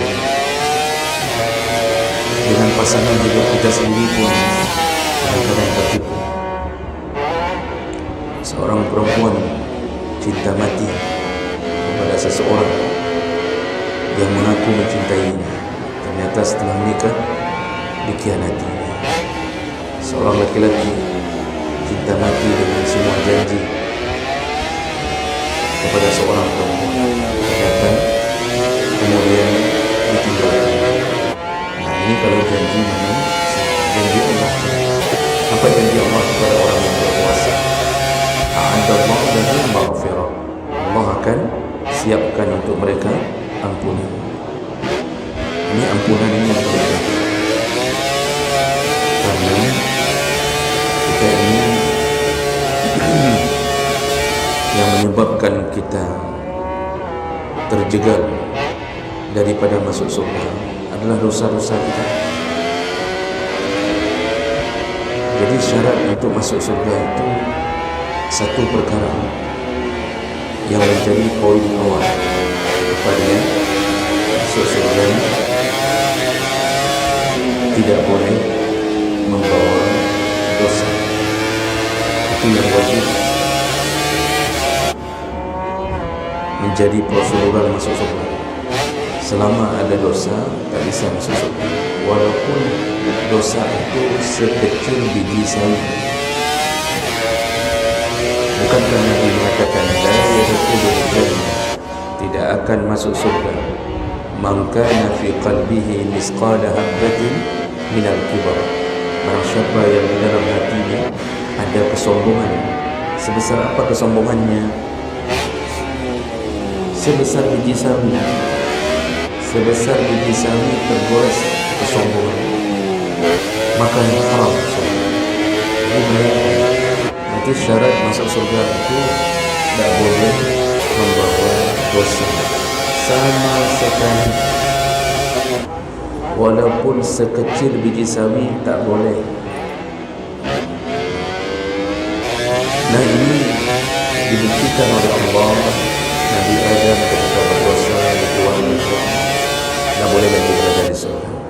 Disusul oleh iblis ketika menyatakan kesombongannya, tidak mau bersujud kepada Adam, dikeluarkan dari surga. Jadi surga itu steril daripada dosa. Memang dicipta tempat itu, tempat yang tak boleh ada sedikit pun pengganggu. Kita di dunia saja, kalau kita yang punya tempat, kita yang punya aturan, itu suka-suka kita buat aturan. Kalau kita pergi ke bandara, itu tidak boleh merokok kecuali di ruang yang telah disediakan khusus untuk merokok.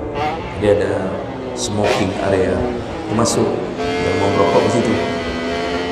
Tidak boleh di ruang tunggu, di ruang dapur kalau mau merokok di situ. Jadi itu aturan bandara. Jadi ketahuan di sini bisa kena sanksi.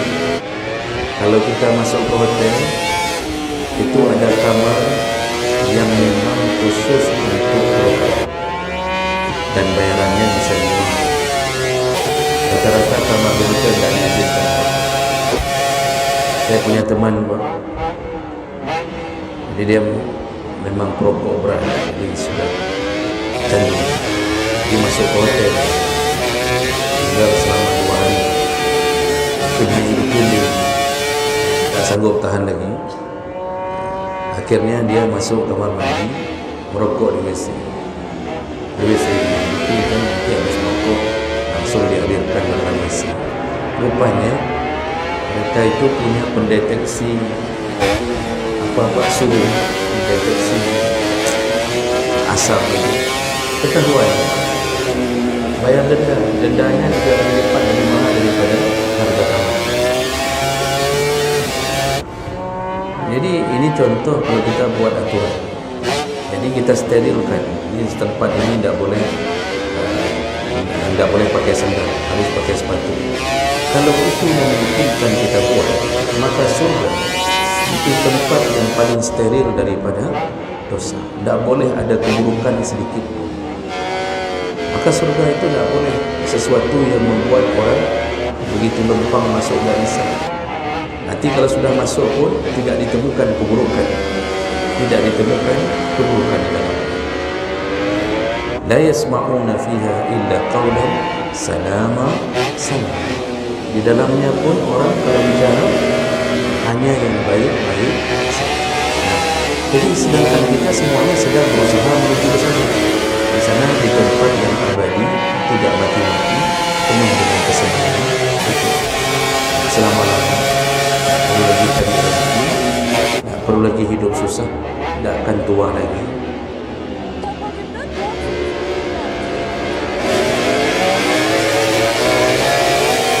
Tidak akan ada apapun penyakit lagi. Selesai, semua sudah selesai. Di sanalah khalidina fiha abada. Hanali kiamat kedua kalinya. Nah, oleh karena disyaratkan tidak boleh ada dosa, maka sebelum masuk ke dalam surga itu dosa harus bersihkan dulu. Nah, bagaimana cara Allah membersihkan dosa? Di sinilah kita perlu maghfirah, perlunya keampunan. Ini hanya di dalam Malaysia. Makanya Allah bersihkan. Cara Allah membersihkan dosa itu berbagai cara. Cara pertama, maghfirah Allah berikan kepada